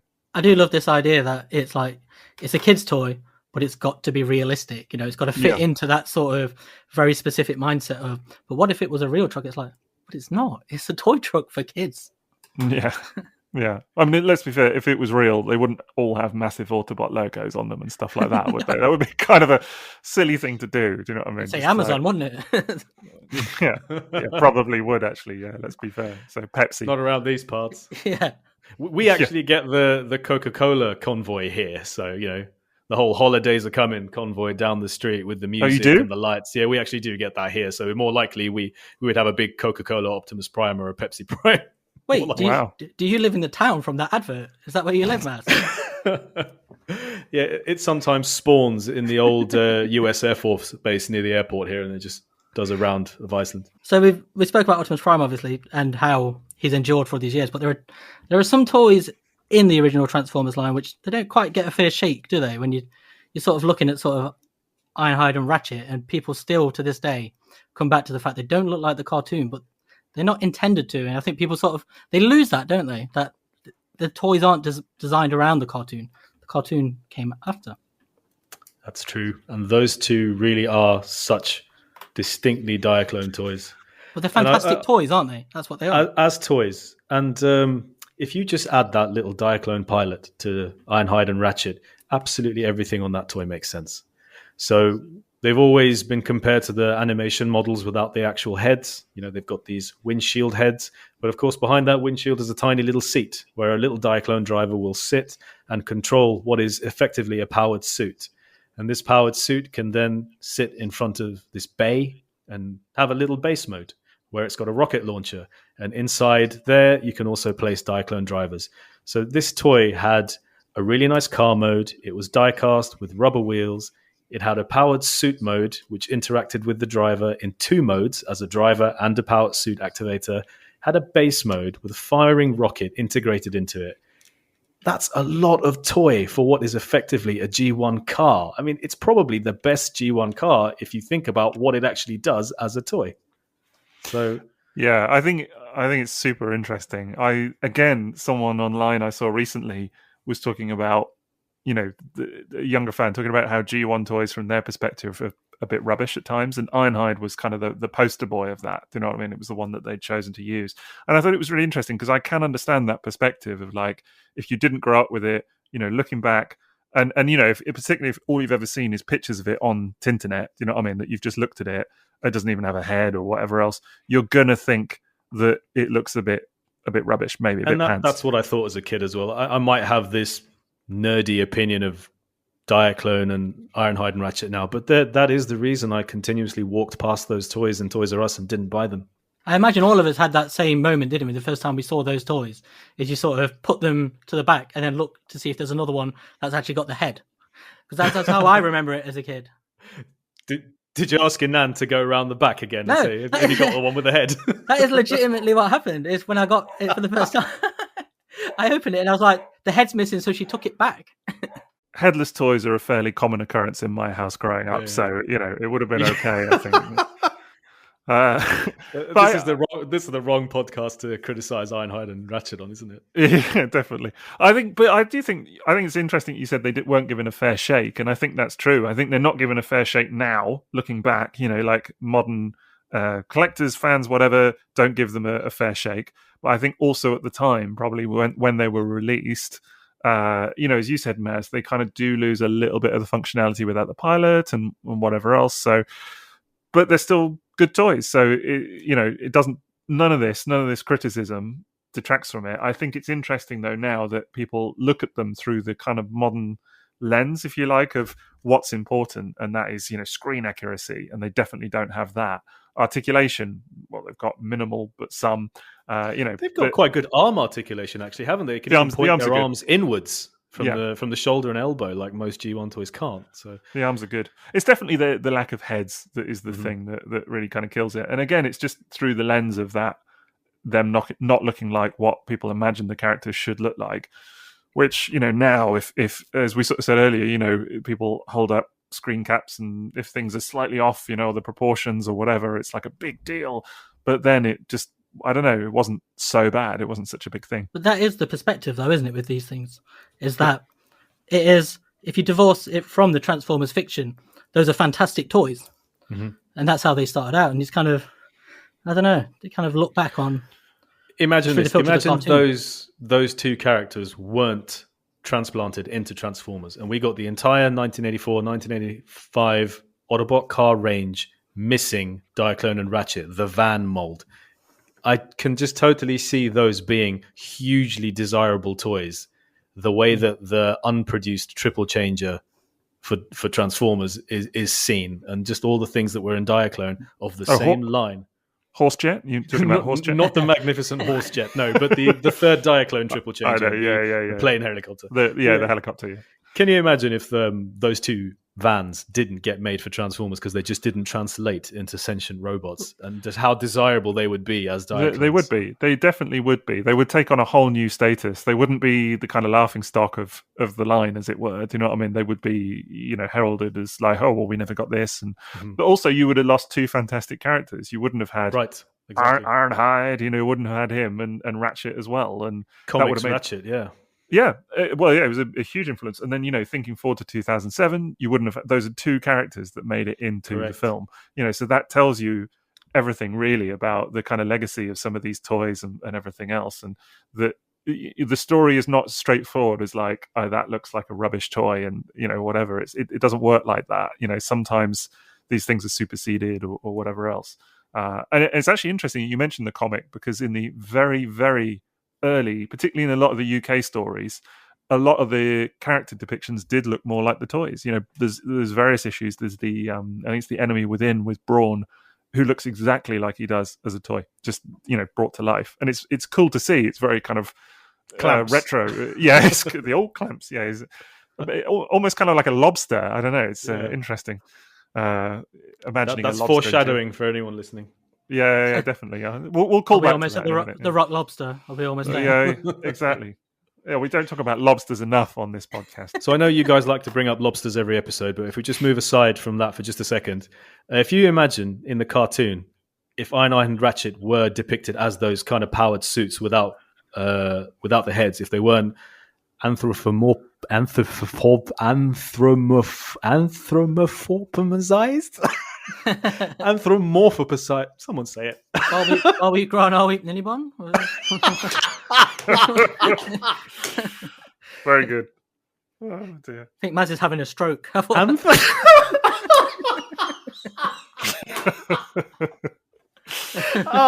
damn it. I swear I had it that time as well. You just have to go and say that. I don't know what's going on. Made to look like humans is what I was trying to say. Yes, go with that. Can I try it one more time? Anthropomorphized. Hey. No, I had it. No, Okay, wait. but if they weren't shown like that in the cartoon, and just the toys would make a lot more sense. But the detractor would always be that ridiculous head sticker that they got with Transformers, and I think It hurt them, that would definitely. always stop you taking it seriously. Yeah. The stickers definitely hurt them, I think, a lot. Those little seat stickers, the little face. I think it, in a way, would have been better without it, just to have nothing. I don't know. It's hard to say, really, isn't it? Like, It's obviously, a bit pole position, isn't it? I was just Yeah, going to say, yeah. that's one of the reasons I like the face. I'm actually quite a fan of the sticker because it reminds me of the little screen from Pole Position.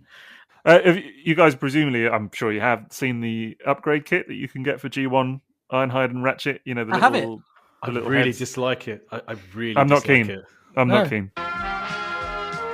The Transformers will return after these messages. It's funny to talk about 84 because there's so many toys that you're just not going to give a fair amount of airtime to. For example, we've barely spent any time talking about the Seeker Jets, Starscream, Skywarp, and Thundercracker as toys, and about The strike planes. the Decepticon strike planes, of course. Yes, so many parts. So many accessories, so easy to lose. The hands, the wings, the fins, the landing gear, just literally the launchers, just totally strip the toy of all of its functionality. But they look so good, and I always loved that mold. And I come across people who they experience it for the first time as an adult, and they just don't understand the attraction of that toy. But it was, top of my list. I bought 4 of those as a kid. I asked for it 4 times. Dirge, Thrust, Thundercracker, Starscream, and I would have had Ramjet and Skywarp if I'd had the opportunity as well. Yeah, I like it. It is quite a funny thing when you see it stripped down to its actual bare body. Do you know what I mean? With no wings, no hands, no guns, anything. It's kind of a funny little thing. Someone's chewed the nose cone. Yeah. Yeah. That's a cool. Or the afterburners trying to get them off. Yeah.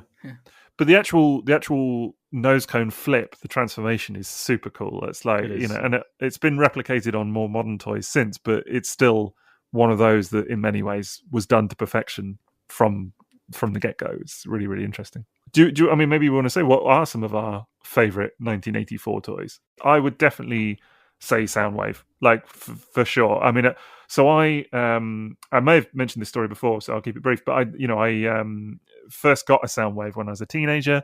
My late uncle took me to Toy Fair in Birmingham, NEC, and it's like a big kind of dealer hall and whatever else, and first time scouring the dealer hall, so it was a big very memorable experience. And I remember seeing this boxed Soundwave just up high on one of the shelves, and it just immediately caught my attention. And of course, it was a toy I never knew as a kid, never knew anybody that had it as a kid, never seen it in hand, so it was a real thrill. And I just remember sitting in my uncle's house and just kind of opening this thing, and just for the first time getting to experience the play pattern of Buzzsaw and putting him in and opening the cassette drawer and the batteries that turn into the guns, and I just loved all of that. It just is, I think, superb. It's such a handsome toy. I think it's one that actually, even with like the Walmart reissue and whatever else, you could give it to you could give it to a child today, and it would be just as impactful and just as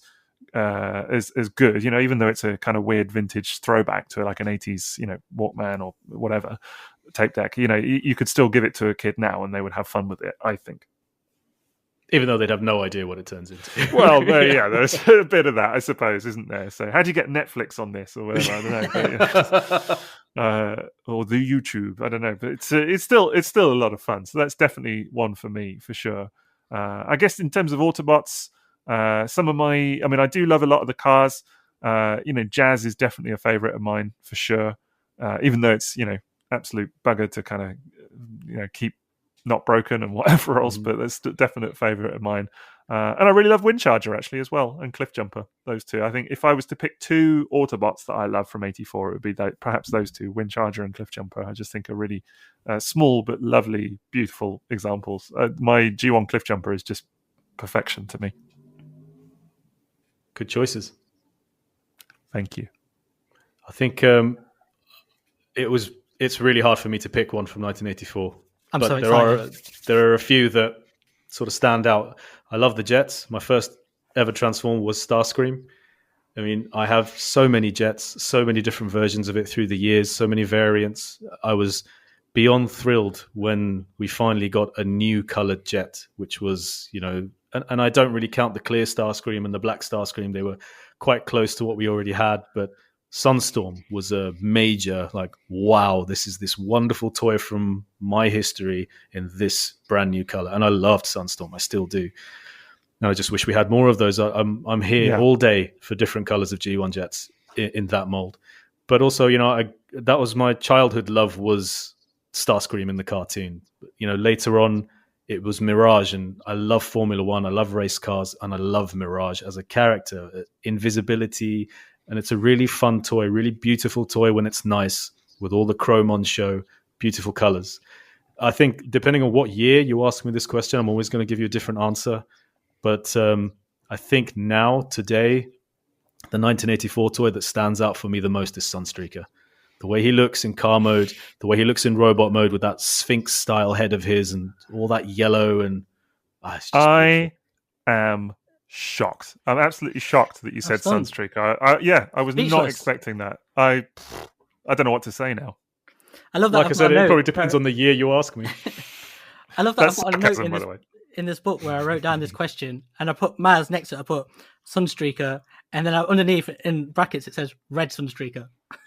Yeah, no, it's the yellow one for me. I kind of made a mental note to not talk about Sunstreaker too much, because I figured that actually I needed to counterbalance some of what Maz was going to be saying on this. That's a future show where Maz just talks about it on his own, isn't it? Definitely.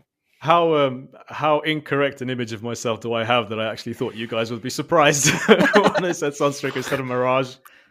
He says the wall of Sunstreakers behind him. Yeah, exactly. Yeah. Well, you've had a bit of a quest to find a sort of perfect Sunstreaker, haven't you? So. Yes, and it's actually taking longer to find a perfect Mirage that I can afford. That's proving more difficult because of discoloration and chrome wear, and the sticker wear on that 26 sticker on his nose is really tough. But I have other associations with Mirage that I love, like my Justra Diaclone Mirage is an extraordinarily special piece to me. So it's just 84 as a year. It's just like choosing between children. There are so many fabulous toys for so many reasons. I love them. Your turn, Liam. Oh, yeah.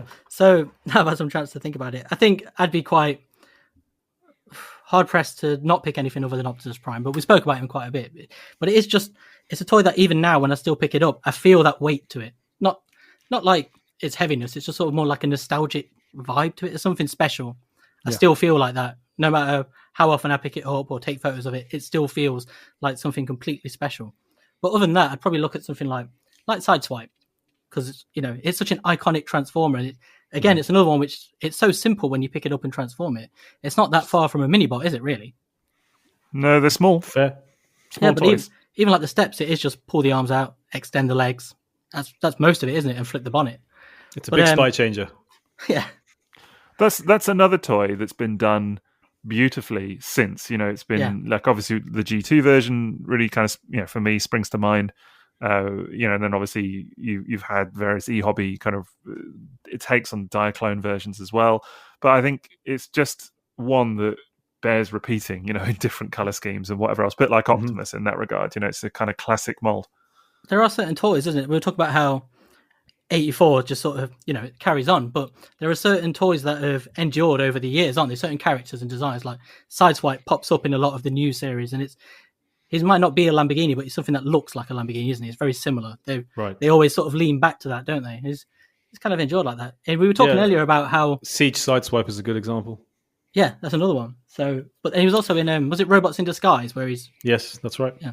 So, but we were talking earlier about how we remember getting certain toys, and I can actually remember the exact day, the date I got Sideswipe.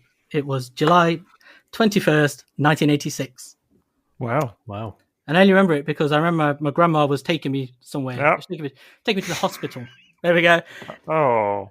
No, nothing. Well, it was sad now, I suppose. But we were going to visit my mum, and my brother had just been born. And I remember walking in, and my mum's there like, "Oh, here's your little brother," and I'm like completely like oblivious, going, "Look, I've got this car. It's a Lamborghini that turns into a robot. This is amazing." And you wonder why he stamped on your Transformers later. Yeah, he held this in from birth. we're getting the full story now, aren't we? Because I was totally on Liam's side before, and now I'm like, okay, I've heard the brother's perspective, and I'm kind of thinking this is the Jerry Springer episode, isn't it? This is where amazing. But I remember saying to her, like, I was showing her this toy, and she's like, "Well, yeah, but what about your brother?" And I'm like looking at it, going, "No, I don't think you understand here. This car is into a robot, and it's amazing." And she's going, "Yeah, but your little brother." And then I'm like, "Mom, is this why we're poor? Because you prioritize little children over this toy? Look, you're not getting this concept here." And it's this memory. My mom still remembers this. Was it your first Transformer then, Sideswipe? No. This would have been '86 and right now my brother's listening going, that's not even my birthday. But yeah, it was quite a lot later. But I remember it was when I finally got Sideswipe. So he must have been released again, sort of later on, or been available later on. Yeah, later assortments. I mean, we see pictures of toy aisles every now and then, and we see toys on shelves that, in our minds, we just assumed that they were removed from shelves for the next wave. But no, they weren't. Yeah, I mean, Optimus Prime was still available in 1986, and not just the movie certificate version that was, a mail away. But I mean, Starscream was available in 1986 still in the UK. I think it's another thing about that toy line that's hard to imagine now because stuff just moves on so quickly. I mean, particularly at the moment, with Kingdom and a lot of the Generation stuff, if you miss that half-hour window after the pre-order goes live, you've had it. What I mean? It's gone. And then it's like aftermarket prices and, all of that kind of junk. But, it was different back then because some toys would sit on shelves for 3 or 4 years more. I don't know. Do you know what I mean? It wasn't that just because you missed it, it was gone. It was still available and kind of out there. It might be, less common, but still around. And the way they were released was different, wasn't it? Like now we're so conditioned to waves, aren't we? We get a wave of several toys and then it moves on to the next one and so on. But back then it wasn't. It was they pretty much just dumped most of the toys in one go, didn't they? And then they were on shelves for the year. There were case assortments, obviously. Some case assortments had more of one character than another. I mean, that's kind of why Skids got so screwed. Yeah. He was in a later case assortment for 1984, and anything that was in the 1984 case assortment was probably automatically pared down a little bit for the 85 case assortments. And so they would have looked at Skids and saying, well, he was in an 84 assortment. Let's short pack him for 85. So he got shortchanged in 2 years. But, I only learned this recently, actually. It was just fascinating to see that this was kind of the reason why Skids was considered so rare for so long. I find it really interesting. And then consequently, I think it was said that short packing for the 1985 wave was that they kind of overlooked him for the show Bible for the cartoon, and that's why he's only in 2 episodes, and doesn't really feature in the comic that much as well. Do you know what I mean? And apart from his one infamous car washing kind of appearance, but it is really interesting how he kind of fell through the cracks, if anything, and how that has kind of led to the toy being a bit overshadowed, if anything, even though it's a really, really great toy. And we're talking about toys which had features removed for Transformers. I mean, that toy having its scooter taken out for Transformers, it's just that's a travesty, isn't it? Yeah. Well, I don't know. Yeah, it's mad that you would do that, but I guess it's one of those, isn't it? That just kind of they look to kind of streamline them or whatever. It's unfortunate though. So I have a question, and it's kind of a random one, but it's just something I was thinking about as we were kind of as I was putting some notes together for this episode, and it suddenly occurred to me that there's a lot of, obviously, particularly now with a lot of the kind of character rosters for modern toys being centered around G1. The 1984 wave. You're always going to have, as we said, like a Sideswipe, an Optimus, whatever. But there are characters that have since become kind of staple parts of the franchise, and then maybe they come and go a little bit. But, I'm thinking I'm going to give you one example for me, but like Bulkhead, for example, not so much right now, but for a long time was kind of popping up. Even in the movies, where you had Hound, it was quite clearly like that was a kind of a Bulkhead archetype. Do you know what I mean? And I don't know, I guess I thought it would be interesting if you could kind of go back and redo the 1984 wave with some of those newer classic characters almost inserted into the original fiction and even the toy line or whatever else. I think it would be kind of interesting to see almost like a G1 take on some of those newer characters. Does that sort of make sense of what I'm saying? Yeah, and sure. So I guess one for me was definitely Bulkhead. I also thought of like the Turbo Masters. I know it sounds a bit mad because they're not really like staple characters, but there's something about the Turbo Masters for me as toys that kind of reminds me a bit of 1984 in some way. Do you know what I mean? The kind of the look and feel of the cars a little bit, even though they're not that realistic. I would almost love to see ultra realistic die-cast versions, you know, to kind of fit in along like Sideswipe and Sunstreaker of like Boss and Scorch and stuff like that. I think that would be really, really beautiful to see. How about you guys? I think I'd probably pick Knockout from Transformers Prime. Oh, Nice. It's because interesting one. there's so much about him that is so similar to me to G1. Like his sports car mode, it feels like an Autobot car. It's got that very same similar aesthetic, and you can see it transferring across. He's got it's just something about him that feels very like a throwback to that time. But also his personality in the show, he's got all the same sort of idiosyncrasies you would sort of see in the G1 character profiles. Like it's very quick. You look at him and straight away he's vain, and that's pretty much his character. And he's very self-serving, and everything just goes from there. They don't try to go too deep into it. It's just very much what you would see in a G1 bio or a cartoon. And so I think he'd fit really well into that opening toy line, even if he is a Decepticon and they don't do cars at that time. No, that's a good one. Maz? I would love to see G1 Jazz repainted orange as B.I.S.K. I knew it was going to be B.I.S.K. I knew. I actually, do you know what? I'm not even joking. On my notes, it says Maz will mention B.I.S.K. probably. Do you know what I mean? It's just, I just knew it was going to come up. I was just looking at this 3-changer and I was like, he does look very jazzy. So Jazz would be a perfect fit for him. But also, with a go on. I was going to say with a lobster head though. Yeah, of course. So G1 Jazz toy in orange with a lobster head. Nailed it. Someone now, we have to find someone to make that custom. I'll even take the artwork. Is what I'm saying. But also, Lockdown might be super cool as a black Sunstreaker, you know, with slightly tinted windows. Yeah, that could be really nice. So you're actually thinking of like which toys could be those new characters. That's interesting. I think so, yeah. There is one, isn't there? There is one good example of this, which is Barricade, isn't it? Right. Who has done as a sort of been Datsun. retrofit back into sort of vintage sort of. Well, it was actually that. It was actually kind of that got me thinking on it. To be honest, you know what I mean, with the newer version, you know, of the Datsuns and being turned into kind of a classic quasi G1 Barricade, and I just thought that was so cool what they'd done with him. And you look at that Barricade now, that design, and it could just be proper G1, do you know? It could just slot right in. And I guess that was kind of what got me set on this kind of thinking of like, hang on, you know, if you could just redo it all and like insert some characters, that's the perfect way to do it. You know what I mean? And the Decepticon Mirage that's in Siege or whatever as well, I think is super cool. I don't know what its name is, but you know, the kind of purple. Is it just purple Mirage? It's just Mirage. Yeah. Isn't it Farage? Maybe. But yeah, no, I thought that was a really cool design as well. I'm not touching that one. I'm not going there. You'll do Vote Man in Pig, but you won't touch that one. I'm not going near that as a topic today. Don't get me started. Do not get me started. That's all I'll say. But no, I thought that purple Mirage was was very cool, and it would be great to see the G1 toy again. Would be beautiful to see done in those colours for sure. Well, wasn't the third party Dino, who was basically Mirage, called Farage? He was, yeah. It's called Farage. Yeah, I think it was Firage, but still, yes, Farage. Yes, yeah. Unfortunate. Just on this subject of retconning characters into G1 with G1 bodies, did anyone see Guido Guidi's artwork of doing, you know, he did, I think it was Barricade as a Datsun. He did the Barricade. Yeah, he did the was Barricade. it Drift as Springer? Yeah. They were so lovely. So yeah, he does some amazing for stuff that there. Yeah. Well, the other one, I guess, is Windblade, which of course has become, you know, a staple, hasn't she? You know, that's like a staple character now alongside a lot of them. And I don't know where that would slot in. Thrust in a G. Yeah, probably. Serious Thrust. Yeah, I guess it would have to be the Seeker mold, wouldn't it? But done as an Autobot. Now you said it, I'm amazed nobody has done it. Unless they haven't, I've nefu seen it. I really want to.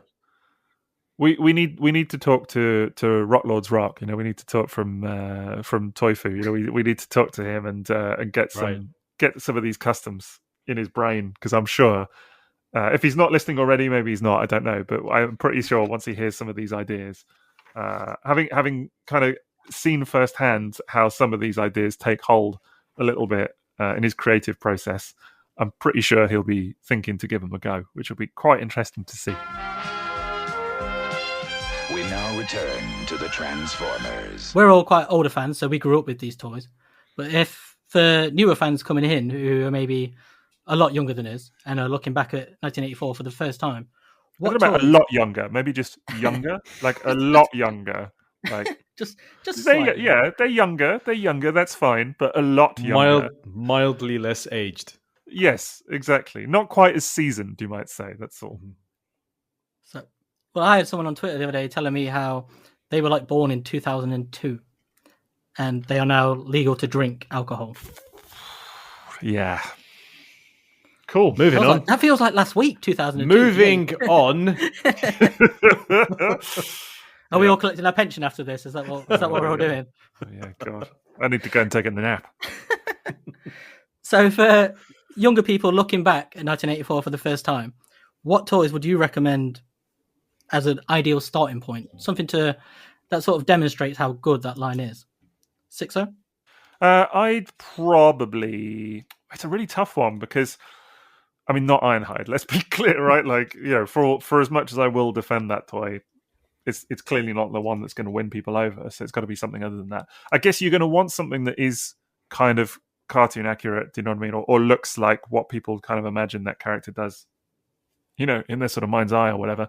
I think. I mean, again, maybe Soundwave is a good place, kind of good jumping on point. You know, just for the kind of the play value and whatever else. Even though it does have that kind of retro alt mode to it, so I think that's probably a good place to start.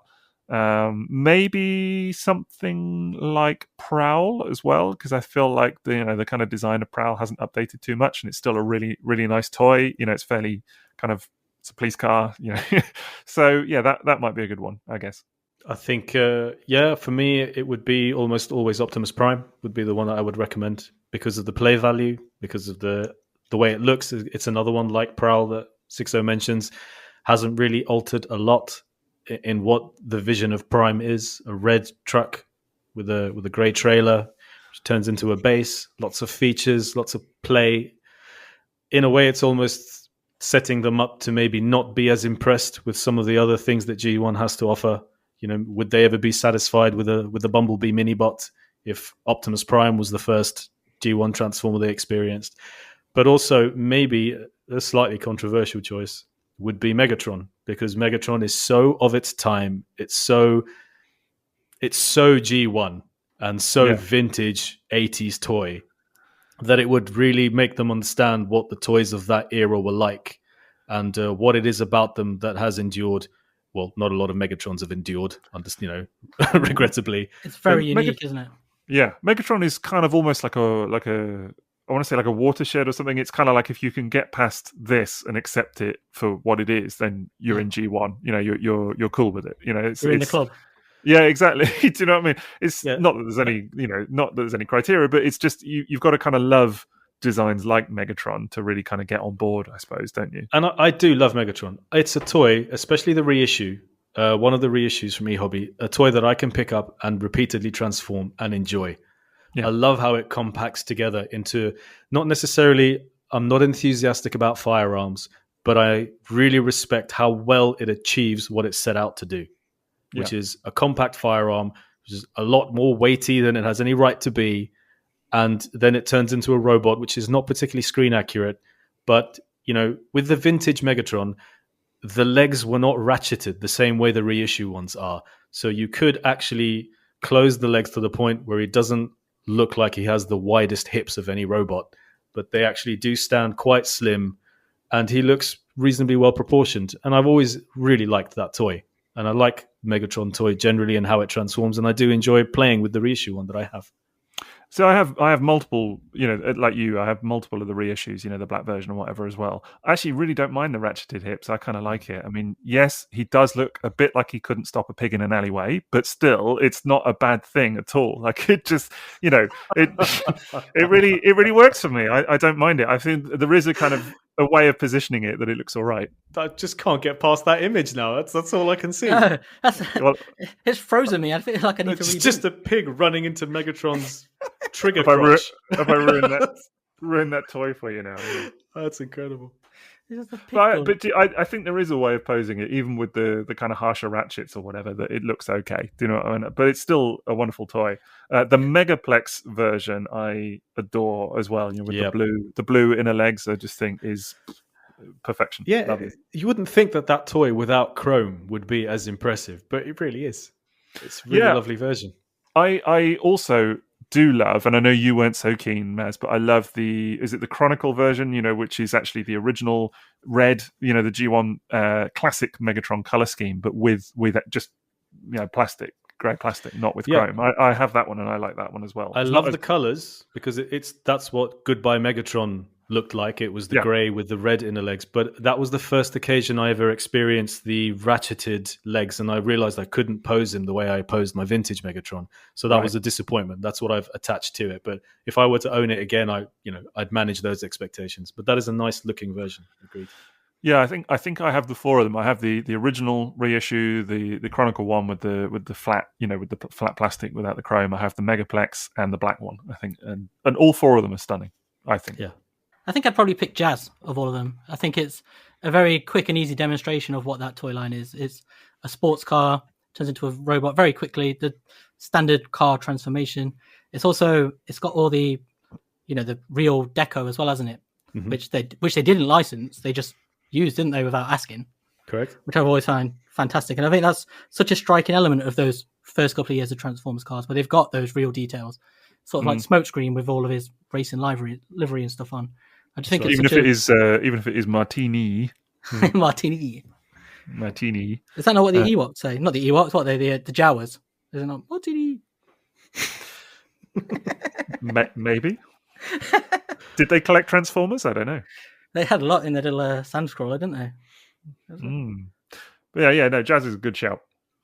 I just wanted to know: do either of you think that 1984 sort of overshadows Transformers now a little bit? Because every version of Transformers now, since sort of post Unicron trilogy, sort of recently, I suppose more recently, isn't it? It all reverts back to 84, doesn't it? More than we've ever had in the past, because it kind of broke away from G1 for a bit, didn't it? And then now everything seems to have circled back. You've got Masterpiece, Siege, Kingdom. It's all very, I don't know. Transformers has returned, hasn't it, to a sort of almost like an iconic state.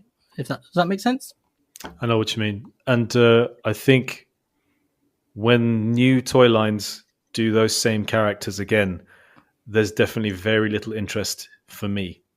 I got really interested in Generations again when we had Titans Return, and we had more 1987, 1988. That definitely got my attention. And now with Studio Series, it's the focus on 1986, which has really got my attention again. But I have not felt any desire to pick up any Generations versions of Sunstreaker or Wheeljack or even Optimus Prime or the Jets, especially, is a strange one for me, because I would have imagined I would have been really drawn to maybe a Tetrajet or something like that. But it's not a requirement for me. I've deeply enjoyed Transformers Animated.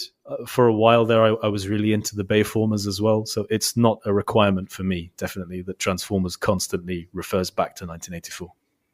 Same for me, to be completely honest. I mean, it was funny actually, because someone just, I think yesterday or the day before, I got a comment on one platform just saying that this person, and fair enough, but they thought that we wanted that we needed, I should say, a fourth masterpiece Optimus Prime, Generation 1 Optimus Prime, and honestly, I kind of threw up in my mouth a little bit at the prospect of it, because as much as I do love the three versions of that character that we've had in masterpiece form so far, I love all three of them. Do you know what I mean? I genuinely do, particularly maybe the second one.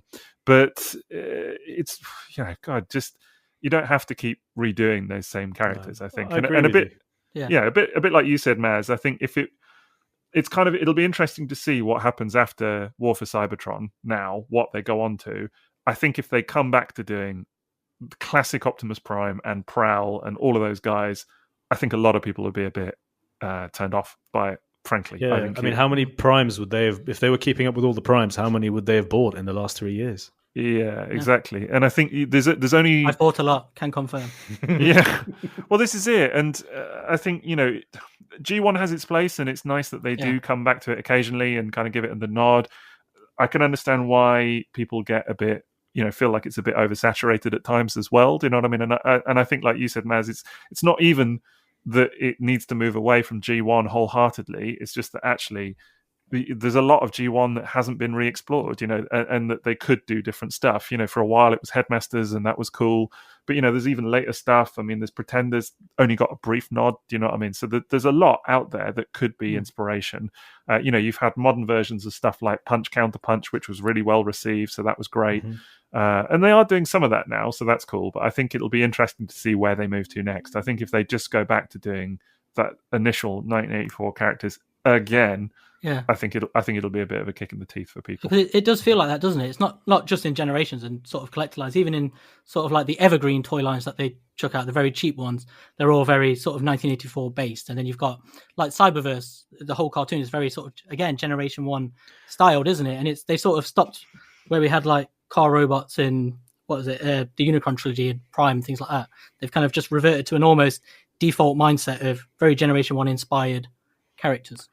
Yeah, I think the Unicron trilogy, it's good that you mentioned it, because I think that is up for focus at some point. For sure, it must be, right? I mean, the fact that we've already seen a Generations Armada Prime teased, I think a lot of people are waiting on that, obviously. We had the Galaxy Upgrade one, didn't we? The yeah. One. Exactly. So, there's clearly some thought about it behind the scenes. Whether it'll be a full line or it'll be mixed in with something else, I'm sure they're working on something.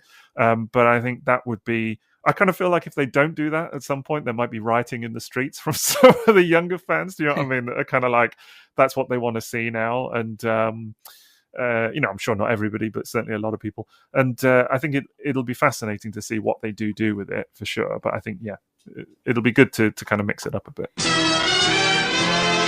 That does it for episode 3 of the Triple Takeover podcast. We hope you've had as much fun listening as we've had talking about DJ Cat and Sixo's imaginary robot butler.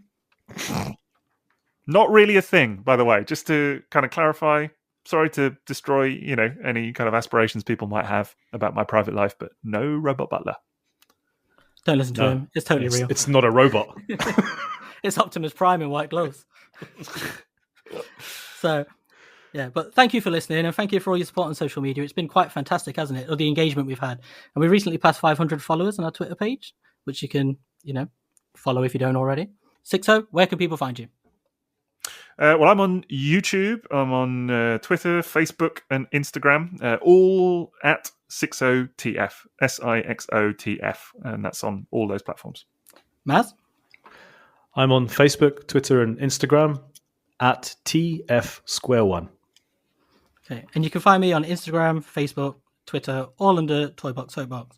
And you can also follow us on Twitter and Facebook, where we have our own Triple Takeover pages. And you can see there for all the latest news on the podcast and Sixo's delightful memes. Good memes. So thank you for listening. It's been nice to see you nice.